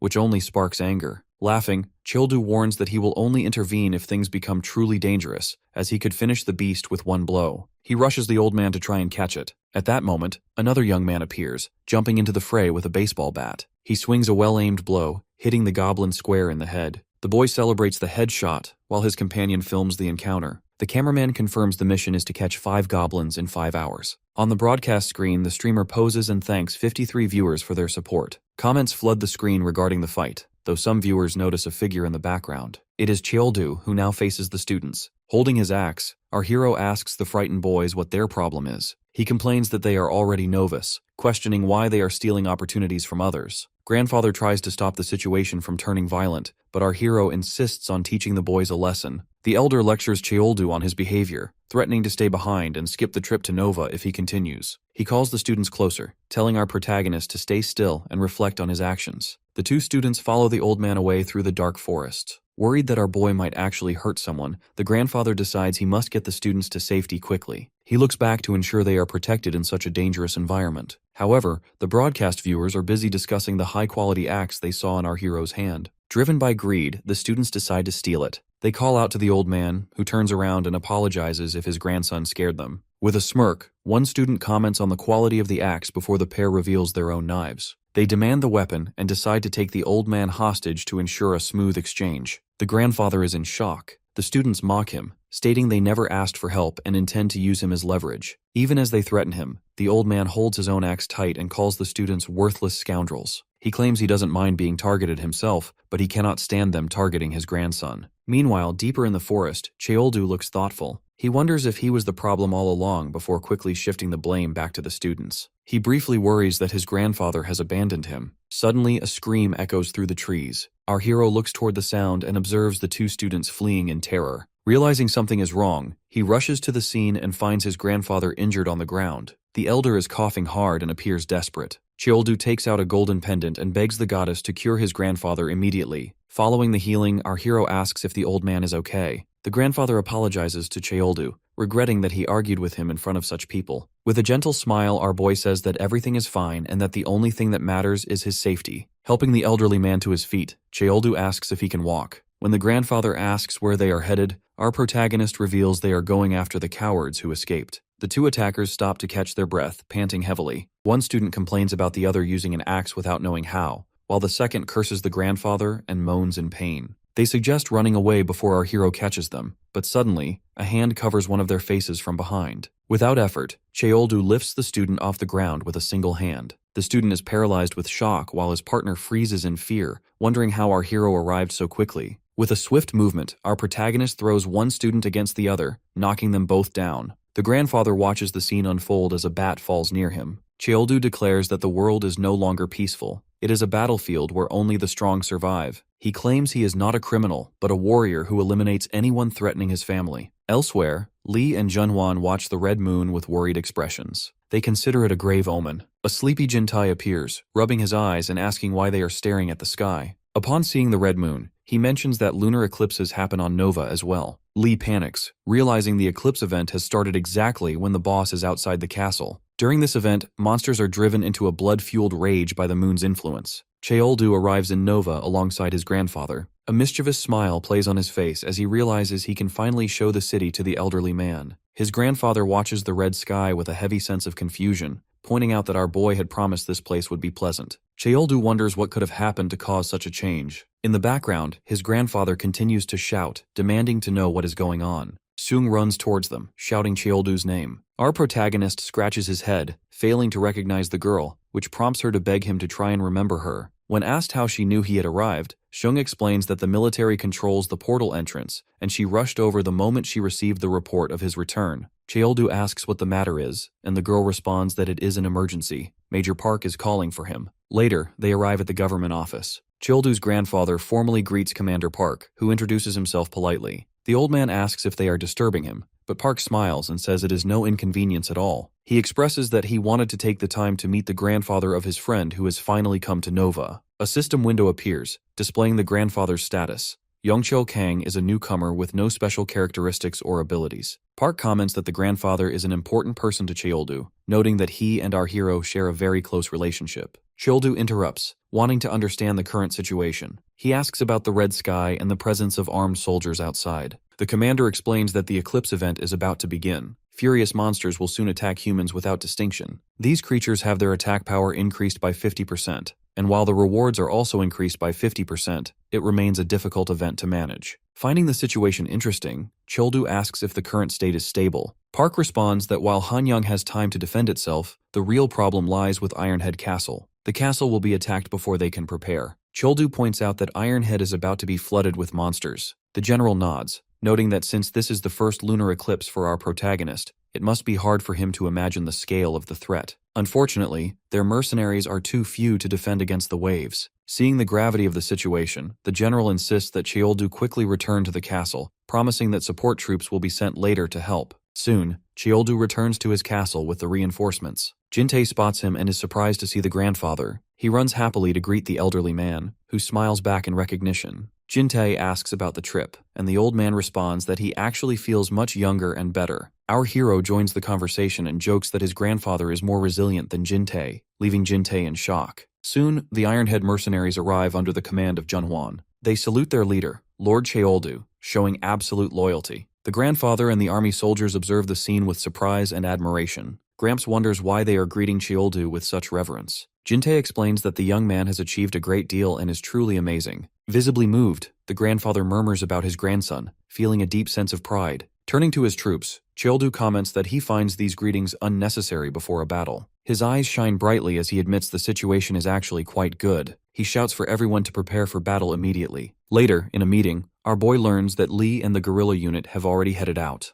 Junhwan reports that monsters are currently approaching from 3 directions. Gnolls emerge from below while orcs advance through the forest. Cheoldu thinks it will be difficult if they attempt to attack the hordes directly. However, he points out they have fought these foes before, so defense should not be a problem, especially with the dispatch soldiers as support. Junhwan points out the real problem. Minotaurs are coming down the hill. Surprised, Cheoldu asks if he means the giant bulls. Confirming this, Junhwan explains that the guerrilla unit went ahead to try and halt their momentum. Our protagonist asks if they went to fight these new monsters alone, believing they might have gone to hoard the rewards for themselves. Annoyed, Junhwan internally reflects that this is not the case at all. With that, Cheoldu decides he must go before it is too late. He tells the others he is counting on them to protect the castle. Meanwhile, the battle has already begun outside. The guerrilla unit faces several minotaurs. An angry beast raises its weapon to attack, but Lee manages to block the powerful blow. She realizes that mounted fighting techniques are ineffective against minotaurs, likely because of their combined human and animal biology. One of the monsters knocks Yongsu off his horse, but Choi quickly attacks with his sword, eliminating the threat.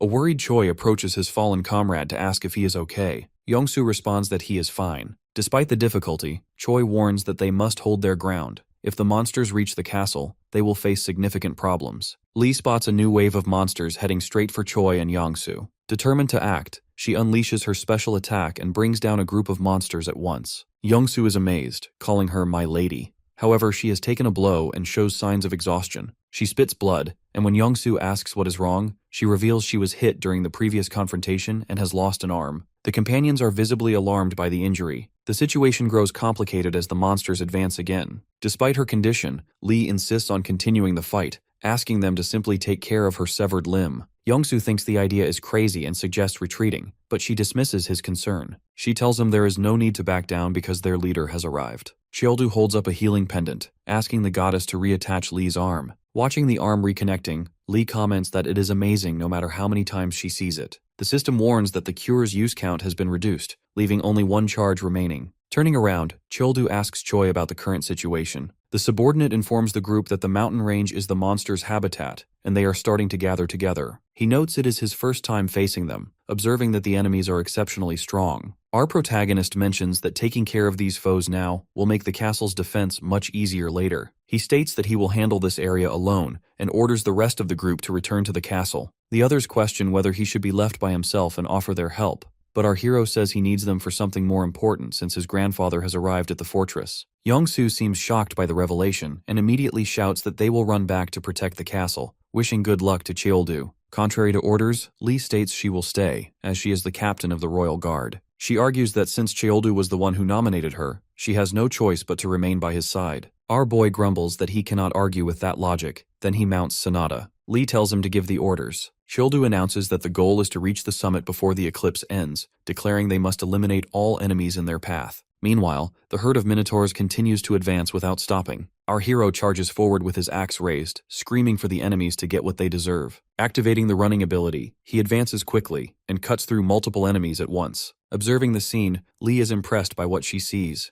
Those movements are even more precise than those of the minotaurs. While the monsters have beastly bodies, they simply do not compare to him. Cheoldu easily cuts through the strong beasts, showing a perfect union between himself and his horse. Suddenly, a minotaur's head drops in front of Lee, causing her to question her own actions. She realizes she did not come here just to observe. Using Cheoldu's broad back as a shield, she joins the fray. Our protagonist goes on to attack with his axe and takes down yet another monster. Lee thinks that no ordinary person can compare to his power. Soon after the fight, the warrior approaches Lee and comments that she is a little late. Suddenly, a loud scream echoes. Something in the distance catches their attention. They see a village on fire and hear people crying for help. Lee asks what is happening there. Cheoldu realizes people are in danger and ponders his next move. He thinks of Ironhead Castle, knowing that protecting it will not be easy either. However, he remembers his grandfather always said that human lives are precious and must be protected. Therefore, our hero decides to help this village. Getting closer, they see the attackers are angry goblins. Meanwhile, a horde of goblins rushes toward the village. A man being chased by a goblin asks a mercenary to take care of them, quickly deciding to pay more. The masked warrior states this is much more than what they previously discussed. The man then shouts an offer of 2.5 billion. Surprised by the value, the mercenary is amazed. The man states that if he manages to keep the entire group away from the village, the Youngjun group will pay the full amount. After a brief moment, the mercenary demands the man double the payment to take care of everything. He lifts his mask, revealing himself as Daeokan Lee, a mercenary from Youngjun village. Shocked by the counteroffer, the man stutters twice, but seeing the violent goblins, he agrees to pay. He demands the mercenary hurry up and deal with the monsters. With the contract established verbally, Daeokan jumps off to eliminate the goblins. He reflects that people often question how he can put a price on saving lives, but the answer is simple: he just loves money. He delivers a powerful blow to the enemies. Suddenly, something large and purple appears and strikes him off guard, launching him backward. Frightened, the client screams without understanding what is happening. He sees the mercenary was thrown away by a giant lizard-like creature. The customer despairs, questioning why something like this is roaming around. The system identifies the creature as an enraged long-tailed Komodo. The client screams in panic as he flees, putting everything on Daeokan.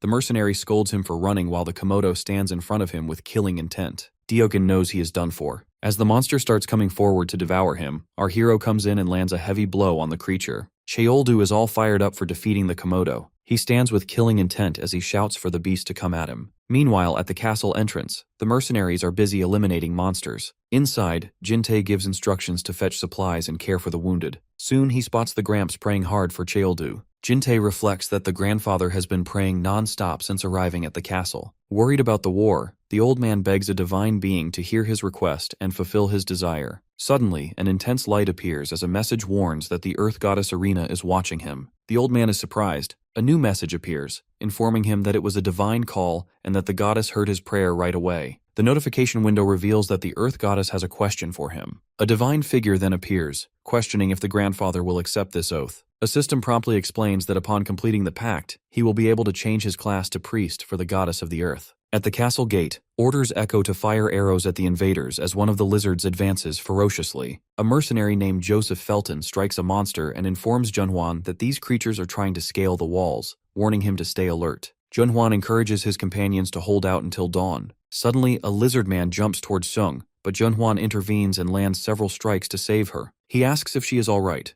and Shung thanks him while addressing him as officer. Irritated, he retorts that he is no longer in the army. Junhwan then questions what the intelligence squad is doing there. Shung responds that she also received combat training, but in the middle of her speech, an arrow almost hits her. Junhwan pulls her out of harm's way and criticizes her for being unable to dodge. She stubbornly insists that she wants to be recognized as an equal to Lee. With a skeptical look, he comments that she has only been in Nova for a short time. Sung vents her anxiety, stating she will try anything to accelerate her growth. Junhwan punches her in the head and asks if she wants a tragic end, explaining that as long as the goal is growth, no one is free from anxiety. He shouts that the Ironhead mercenary squad is where such people gather, and everyone there struggles with their own concerns. He believes Lee is the same, so it is better not to rush and stumble by being impatient. He remarks that their leader is likely fighting an even tougher battle. The scene shifts to the nearby village, where Lee releases her mana. The surrounding monsters are caught off guard by the energy wave. Gripping her sword, the girl quickly advances and cuts down several goblins. Meanwhile, Chioldu releases his aura and prepares for combat. He lands a powerful punch on the Komodos and asks if they liked his special kick. He then swings his axe and shouts for the monster to take the hit. The creature's tail stops the blow. Our protagonist realizes that it is very strong, but the fight is not over. Mounting the creature, he shouts that this is not enough. However, the blade becomes stuck in the beast's body. Our hero seems confused by the situation.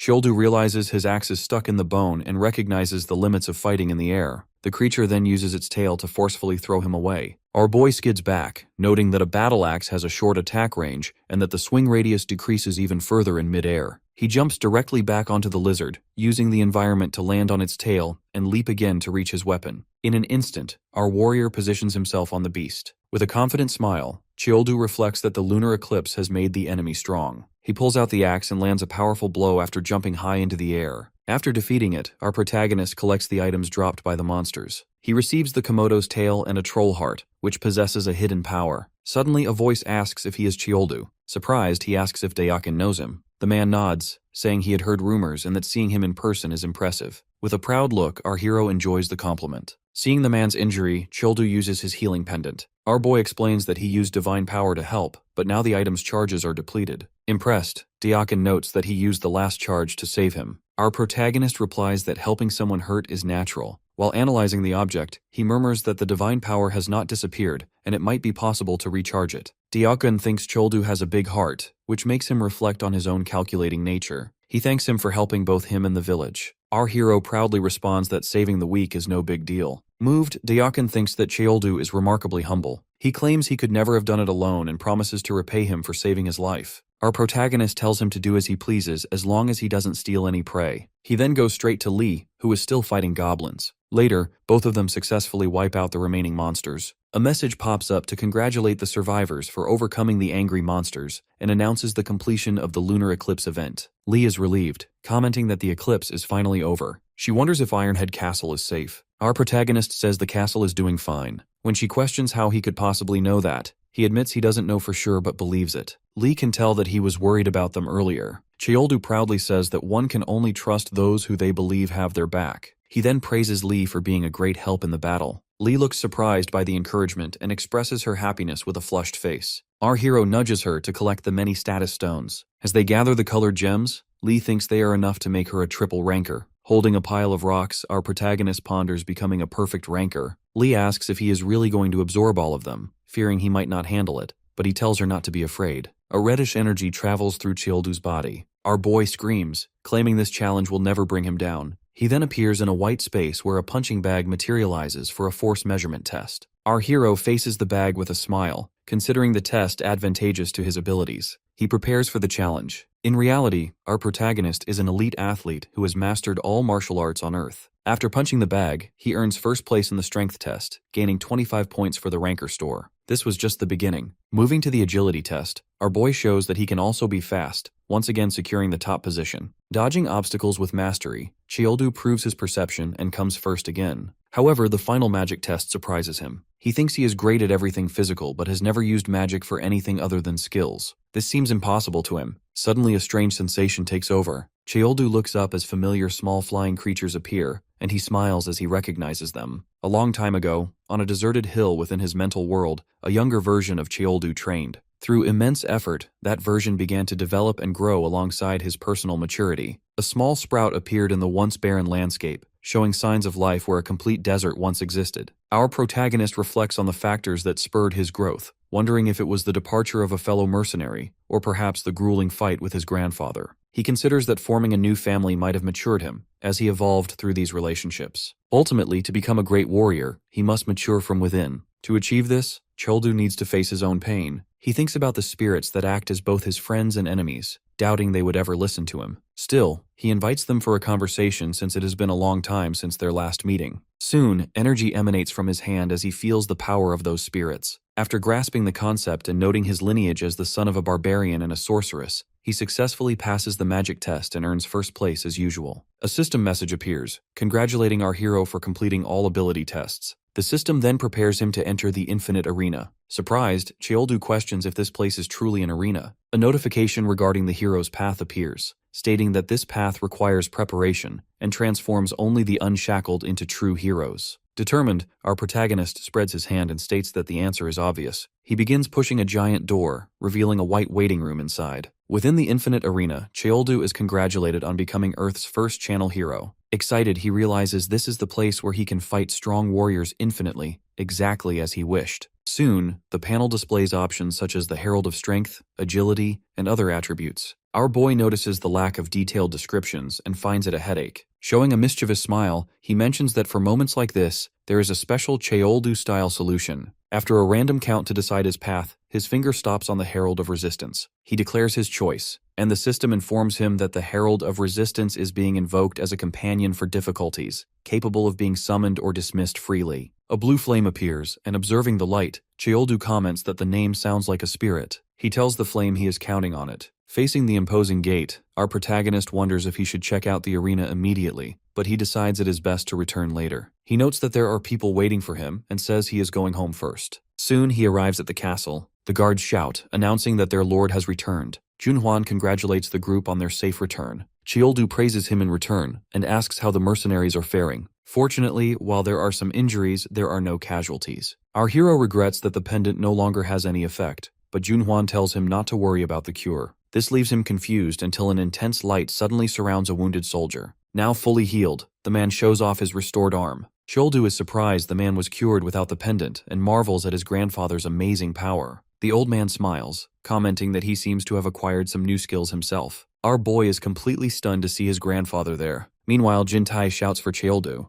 The elder excitedly runs toward our protagonist and hugs him tightly, saying he was very worried about his grandson. Choldu asks what happened and inquires about the old man's new clothes. Grandpa asks the boy to congratulate him because he has undergone a class change. A couple of hours earlier, a system message appeared regarding a divine call as the Earth Goddess heard the old man's prayer. She asked him a question, stating that upon completing an oath, he could change his class to become a priest of the Earth Goddess. Grandpa was surprised by the revelation. Reflecting on his grandson, the elderly man decided he could no longer be a burden to others. With hands pressed together, he agreed to the proposal, vowing to do whatever it takes. The goddess of Earth extended her hand to him, and a notification confirmed his class change to priest of the Earth God. Raising his rank, the system announced he had learned healing and blessing prayers. Back in the present, Choldu's army drinks together in a tavern. Our hero holds a shiny golden pendant, reflecting that his grandfather's ability not only heals but also recharges the item. He thanks the old man, as these new powers have healed many injured people. Grandpa explains that the skill is actually for agriculture, intended to help crops grow well. With a smile, Choldu comments that his grandfather can now dedicate himself to farming as much as he wants. Jintae brings more encouraging news, noting that a previously locked building is now activated. He explains that if they find the right people, other buildings will also unlock. Therefore, he plans to look for newcomers with special talents.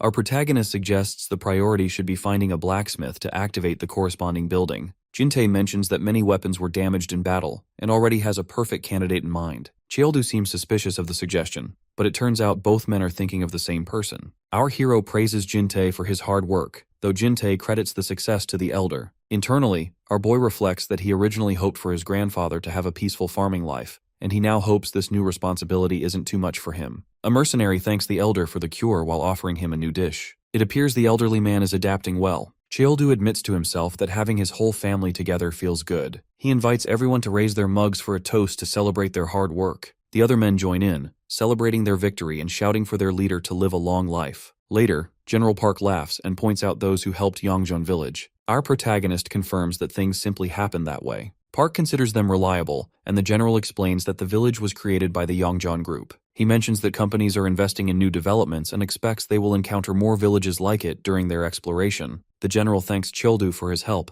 but our hero wonders why he should be grateful since they are not even from Hanyang. Laughing, the old man replies that while they may not be from Hanyang, they are still citizens and humans. Our boy feels grateful that the general sent reinforcements, which ensured the castle took less damage. The old man notices the boy's sincerity and feels moved. Childu realizes how different it feels to give help versus receiving it. Because of this, he communicates something important. He decides to help the general eliminate a field boss. This boss, the Guardian Stone Giant, appears and looks incredibly strong. At the boss spawning area, Lee and Childu stand against a horde of orc miners. Our protagonist is visibly excited, shouting to Lee that they are embarking on a joint hunt. The girl, however, does not share his enthusiasm for hunting a field boss with only the two of them. Lee quickly strikes down two orcs appearing behind them, while complaining that this plan is far too reckless. Rewinding to an earlier moment, the general is shocked and asks if they truly intend to go alone. When questioned, Lee confirms they are departing with their mercenaries, but Childu insists that only the two of them will go. He mentions that they have finally become strong enough to defeat such foes. Back in the present, Lee remains doubtful, asking how they will manage so many monsters when the remaining attack time is only 32 minutes. Suddenly, our boy begins riding away. Lee asks where he is going since they are already late, but Childu tells her to follow him because he has a good idea. She wonders what he is thinking as the monster count continues to rise. Still confused, she asks if our hero has any special plans. After riding a short distance, Childu stops and declares this is the spot. Surprised,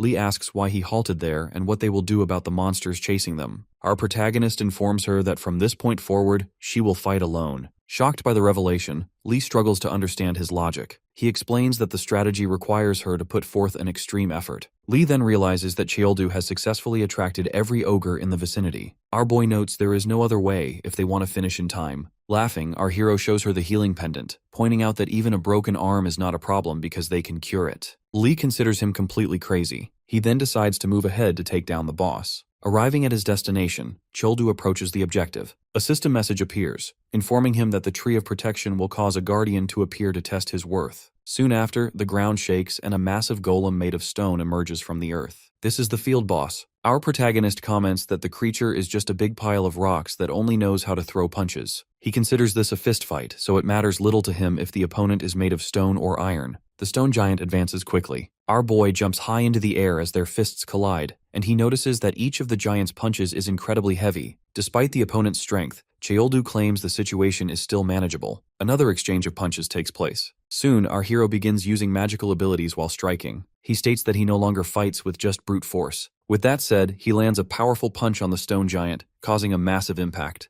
A flashback appears within his internal realm. Our protagonist asks if all the spirits are present. He bows and apologizes for everything, acknowledging that the spirits have suffered unjustly due to his trauma. The spirits approach him and show affection. Observing the creatures, Childu realizes they have been waiting for him this entire time. He resolves never to abandon them again, deciding that from now on, they will fight side by side. Back in the present, he reflects that of the 5 spirits, these are the least relevant to his fighting style, yet he never imagined creating such synergy with them. Surrounded by stone fists, our hero wants the spirits to synchronize even better this time. The stone giant attacks once more. Dodging with a smile, our boy provokes the giant by asking if it is cold. The stone monster prepares a devastating blow. With a kick, Childu dodges the attack but complains that using weapons in a fistfight is cheating. However, the giant's blow hits hard, throwing our protagonist far away. Surprised by the force, he complains about the situation as the giant approaches. Without time to react, he is hit squarely by a massive stone arm. The impact is so strong that it raises a massive cloud of dust. Falling to the ground with a smile, our hero remarks that a club is a bit much. Even though he is invincible, it still hurts. Reminding himself to focus, Childu gets up and jumps toward the stone monster, shouting that it is time to end the fight. Using the powers of the spirits, our boy creates stone pillars to propel himself into the air. He approaches the giant, promising to give it an even better experience. Grabbing the monster's head, our protagonist decides to adjust its spine. Once the task is finished, a system message informs him that the stone golem guardian has been defeated. He acquires a new item, the stone giant club.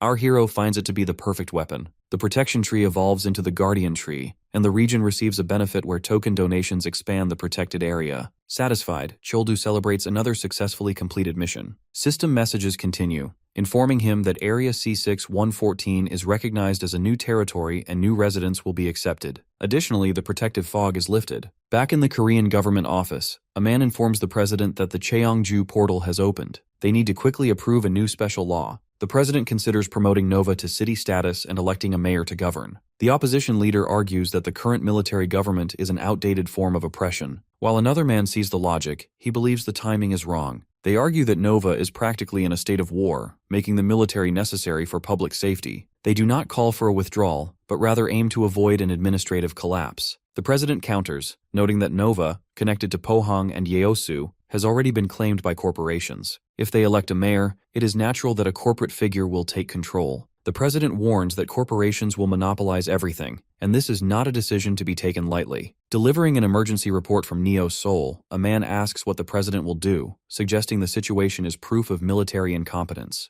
A few days ago in Neo Seoul, a luxurious Western-style carriage arrived at the scene, attracting significant attention. The general wonders what it is and why it has appeared there. New guards surround the carriage, ordering it to stop. A lieutenant demands that they move the vehicle immediately. From the carriage, a beautiful elf named Artea steps outside. She mutters in her own language that humans are very shameless. The lieutenant does not understand her, so she points her blade at him. She declares in her native tongue that the Empire has arrived, and they will take over this land. The president is informed that Colonel Junsi Park was taken by an alien race, an event that proves the military's incompetence. He understands the advisor's underlying point. Had a congressman been elected, the situation might be different. The advisor confirms that such an official would have avoided their clumsy handling. Placing his hand on the table, the president states that it would not have been different. He explains that they are dealing with aliens and it is questionable whether common sense even applies. The man then asks how the president plans to resolve this and whether the military has the necessary capability. With a confident smile, the president says that in times of war, answers are found by those on the front lines. He adds that he has the right man for this in mind.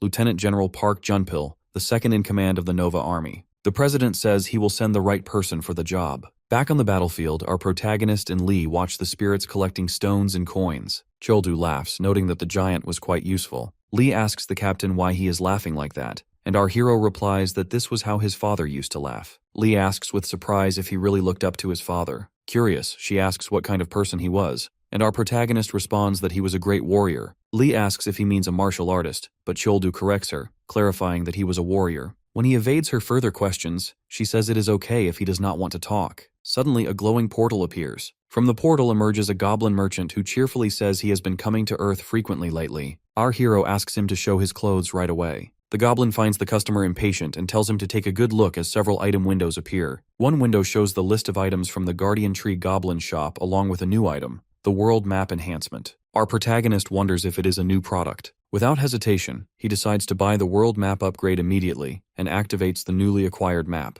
A large holographic map appears before them, much larger than before. Childu points to an area already revealed on the map and asks why it is visible. Lee suggests that maybe it is a place they have been before. Our hero does not think he has been that far, and a notification indicates Area C442. Surprised, he exclaims that it is Neo Seoul. Lee excitedly points out that they have discovered a route to the city. Our protagonist notes that it seems quite far away, as there are 3 maps between them. Lee Young comments that even so, the fact that they are physically connected is an incredible discovery. Furthermore, they have accomplished something new as a pioneer in Nova. Meanwhile, the goblin merchant smiles mischievously and mutters that he is getting closer now. As the two walk away, the goblin notes that Earth is not far away now. Elsewhere, Lieutenant General Park stands in front of a portal and calls out to Childu. Our hero greets him. Park notices that he has already defeated a field boss and calls him impatient. Our protagonist replies that Park seems to be in more of a hurry. Park explains he is on his way to Seoul for urgent business. He reveals there is news of alien groups appearing near Neo Seoul, leaving Childu surprised. Our hero thinks there may be other barbarians like him. The general explains that these may be the aliens that arrived after the regions collapsed. Park tells him to leave the celebration for later, as he has to leave. Childu holds him back, asking how he can say that about such an important matter, and asks to be taken along. Our protagonist argues that a soldier to escort the delegation certainly would not hurt. The scene cuts to the Paju Hotel on Earth. In a luxurious room, our hero in a bathrobe meets number 5 and her sibling, asking if they arrived early. Number 1 nods and asks how he likes the hotel. Childu says he likes it and mentions that the Nova portal is nearby. Then he asks number 5 why she is always with him and if she has a job. The smiling woman responds that driving is her job, and a driver is essential for the president. Our protagonist asks if preparations for the relocation of the mercenary families have been completed. Number 1 confirms that it is proceeding in stages. He explains that in the case of Director Choi's parents, they are buying the entire hospital to handle the situation specially. Our hero is shocked by the news. Number 1 apologizes, thinking it is too much, but Cheoldu reassures him that it is exactly the kind of action he likes. Our protagonist advises him not to forget his roots just because he is there and tells him to come to Nova once things settle down. Number 1 agrees and notices his phone vibrating. He hands it over to Cheoldu, saying it is a call from Lieutenant General Park. Later, on a rainy night, Park greets Cheoldu, who has just arrived, and apologizes for calling him so late. Our hero says that everything is fine and asks if anything has been decided about him being part of the delegation. Park replies that nothing is settled yet, but they wanted to see him in person, so they called him there. Park asks Cheoldu to restrain himself today because he knows the captain likes to play around. Our protagonist asks why. As the doors open, Park reveals that the person he is about to meet is the head of the Republic of Korea, President Kim Song. Stepping inside, Park and Cheoldu approach the president, who says they have finally met. President Kim extends his hand and says it is an honor to meet the man of the hour. Park watches nervously as our hero remains silent. The two shake hands and Cheoldu says the honor is his as well. He then introduces himself as Kang Cheoldu, captain of the Ironhead mercenary group. Park is surprised by his formality. The president says he called him because it is time to establish a clear stance on alien groups, noting that he needs both of their perspectives. The issue is that in Neo Seoul, Lieutenant Kim has been taken hostage. Cheoldu repeats the word hostage and asks if Kim is important. The president says yes because every citizen of the Republic of Korea is important. With a serious look, the president continues, saying that taking a hostage is a clear provocation. He asks if our hero does not already know the answer. Our protagonist explains that although it is a provocation, they cannot rush into a fight. The fact that they have taken a hostage means there is room for dialogue. In conclusion, there is only one answer.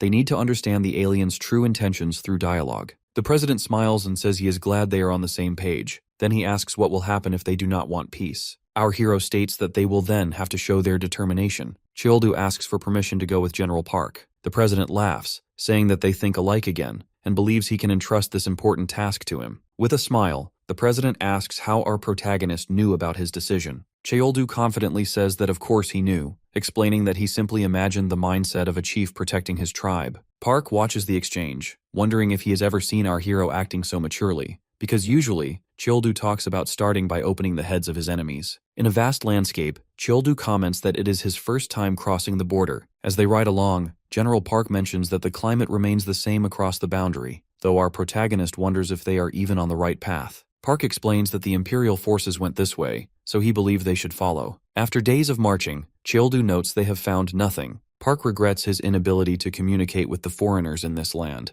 Panting, the general praises Cheoldu for not appearing tired, yet in reality, our boy is completely exhausted with dark circles under his eyes. When Park asks why he refuses to sleep, Cheoldu explains he is there as a bodyguard to protect him. Grateful, the general urges him to rest, but our hero refuses. He cannot rest while he suspects these aliens may actually be barbarians. Suddenly, the general halts his horse as he spots something ahead. Cheoldu smiles, noting that the view before them is familiar. A huge fortress stands there, looking much like Ironhead Castle. On the walls, several guards patrol with spears. The two men stand still, observing the scene, and Park comments on the heavy atmosphere. However, our warrior is shocked to recognize the emblem stamped on the castle's flag. That banner belongs to the imperial people, who built enormous wealth through trade and used their brilliant minds to accumulate power. Known for being focused on profitable transactions, these people are viewed by Cheoldu as arrogant individuals who try to possess everything with money. Despite this, they welcome barbarians, primarily because whenever food becomes scarce, they serve as perfect targets for stealing supplies. Inside, a luxurious scene unfolds within a peaceful atmosphere. Lieutenant Kim is pampered by two girls, laughing as they feed him delicious food. One girl smiles and offers him another morsel. Kim considers this a good life. Even though he doesn't understand the language, he views the place as a true paradise. Hugging the women, he justifies his presence by claiming he did not betray his country,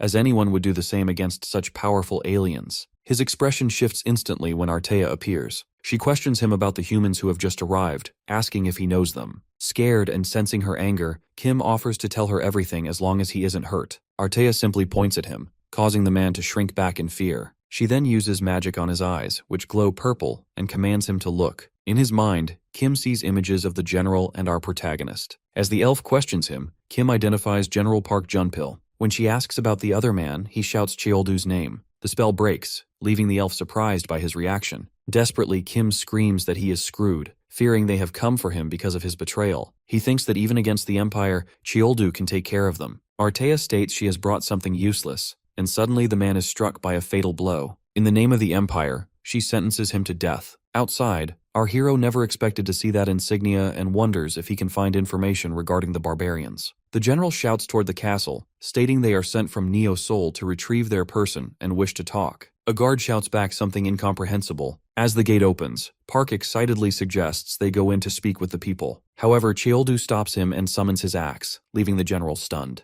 Our warrior explains that the gates did not open to welcome them. The occupants have no intention of talking. Surprised, Park asks if he understood the shout. Cheoldu activates a search skill, revealing the guard is named Gorion, an imperial knight with level 3 swordsmanship. Cheoldu is surprised to find this level is higher than that of Count Ryan, whom he fought earlier. He wonders about the true strength of the Empire. Calling them pathetic fools, the knight declares that our hero has made his final decision. Gorion attacks, vowing to turn their territory into a desert, but Cheoldu defends the blow with his axe. As the weapons clash, our warrior questions who decided their land would be trampled, appearing entirely unintimidated. Gorion asks how a human understands his language, but our hero simply demands the return of his people. Declaring that he cannot leave a translator alive, Gorion advances with a series of quick blows. Cheoldu barely manages to block. The knight leaps into the air, calling Cheoldu's challenge ridiculous. In response, Cheoldu flashes an evil smile and calls the Imperials fools. This confuses the knight, who then detects a barbaric scent coming from our boy. The warriors collide again with a force that creates a massive shockwave. To the knight's surprise, our hero stops the blade easily.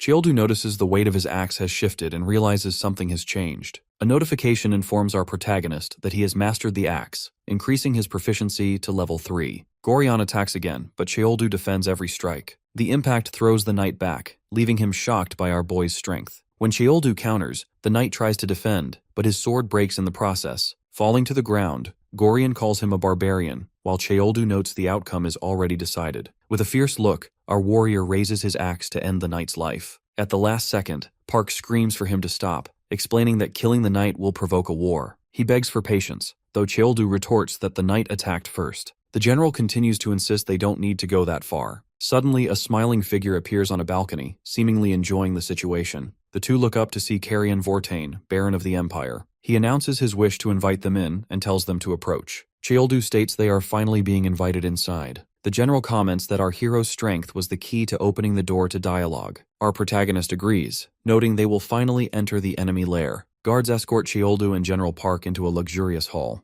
When Park asks how he understands the local language, Cheoldu explains he learned it during his youth due to its similarity to his mother tongue. The general notes it is fortunate that he is bilingual as they continue walking. Suddenly, a maid speaks in her native tongue and offers them a box containing 2 bright blue potion bottles. As General Park wonders about the contents, Cheoldu identifies them as communication potions. The general remains suspicious, fearing poison and mentioning his hunger, but our protagonist decides to drink immediately without worrying about potential danger. He finishes the bottle in one go, prompting the general to follow suit. Soon after, the pair arrives at a massive garden featuring a great banquet. Baron Callion welcomes the Earthlings and introduces himself formally, leading General Park and Cheoldu to provide their own introductions. The general realizes he can no longer understand the local language without help. The Baron invites them to chat and enjoy the feast. Excited by the spread, our hero remarks that he and the Baron might actually get along well. While eating, Cheoldu internally praises the imperial food, which the general also finds enjoyable. The Baron eventually interrupts the meal to ask why they requested this meeting. General Park stops eating to begin negotiations, correcting the Baron by stating it was the Imperials who initiated the conversation. Baron Callion laughs mockingly, leaving the general visibly irritated. With his mouth full, our protagonist says the laughter is annoying, but the general calms him down and insists on leading the discussion. Park explains they are there to negotiate, because they believe there is a specific reason for the colonel's kidnapping. Wearing a mocking expression, the young Baron questions if they truly came to talk, and reveals he only ever demanded submission. This news leaves General Park completely shocked. Baron Callion mocks their expectation of a negotiation, stating there is nothing to discuss without a fair exchange. He reveals he has already extracted all necessary information from the colonel, whom he describes as weak and worthless. Standing from the table with a determined look, the Baron claims he changed his mind after seeing such a strong warrior among the Earthlings. He proposes that to avoid a disaster for their village, Cheoldu must be handed over as payment. Outraged, the general bangs on the table and shouts that human beings are not commodities. He demands the immediate return of the colonel, but the Baron coldly reveals the colonel is no longer alive. They eliminated him for being useless. As the general grits his teeth in rage and tells Childu not to hold back, our warrior remains focused on his meal, shouting that the food is delicious. The Baron promises to serve this food every day if Childu swears complete loyalty to him. Our hero argues it would be rude to leave without eating after all the effort put into the meal. He then destroys the entire table, shouting that one can eat even at a funeral. The Baron jumps back laughing, finding the warrior's attitude amusing and comparing him to a human barbarian. Childu vows to fix the Baron's attitude, but Artea suddenly appears and threatens the general with a sword. Our protagonist is surprised by her speed and takes a closer look at her slender body and large ears. Childu recognizes her as a member of the fairy folk, the sworn enemies of the barbarians. The Baron provokes him by asking if he has fallen for his servant's beauty. The general signals Childu, hoping his companion will act rationally. Picking up a fork, our boy comments that taking hostages seems to be their specialty. He decides to ignore rational thought and act on impulse, throwing the fork with increased force and speed using his ability. Artea notices the rapid attack and her eyes widen. She quickly pushes the hostage aside and deflects the projectile with her blade. Our warrior advances furiously, accusing the fairy of using the same disgusting tricks her race always employs. Their weapons collide with tremendous force. Artea asks if he holds a grudge against her people as they exchange another powerful blow. Childu feels a familiar sensation from his opponent and promises to make her pay for hurting his friend. Artea challenges him to try his luck, and the two exchange a series of rapid blows in the blink of an eye. Childu dodges an attack that brushes past him, but a follow-up strike hits our hero and leaves a cut on his back. Artea considers the source of a barbarian's strength, the coming-of-age ritual mark that inherits ancestral spirits, but she notices Childu lacks the traditional red tattoos. Despite the injury, our protagonist heals his wounds using a golem regeneration ability. Artea believes a barbarian's true strength is only released when anger is controlled by a strong spirit. Our boy decides to fight with everything he has, and Artea prepares to use her full force in return. As they advance, Artea mentions she has fought mana-infused swords before, and asks if he understands her meaning as her blade begins to shine.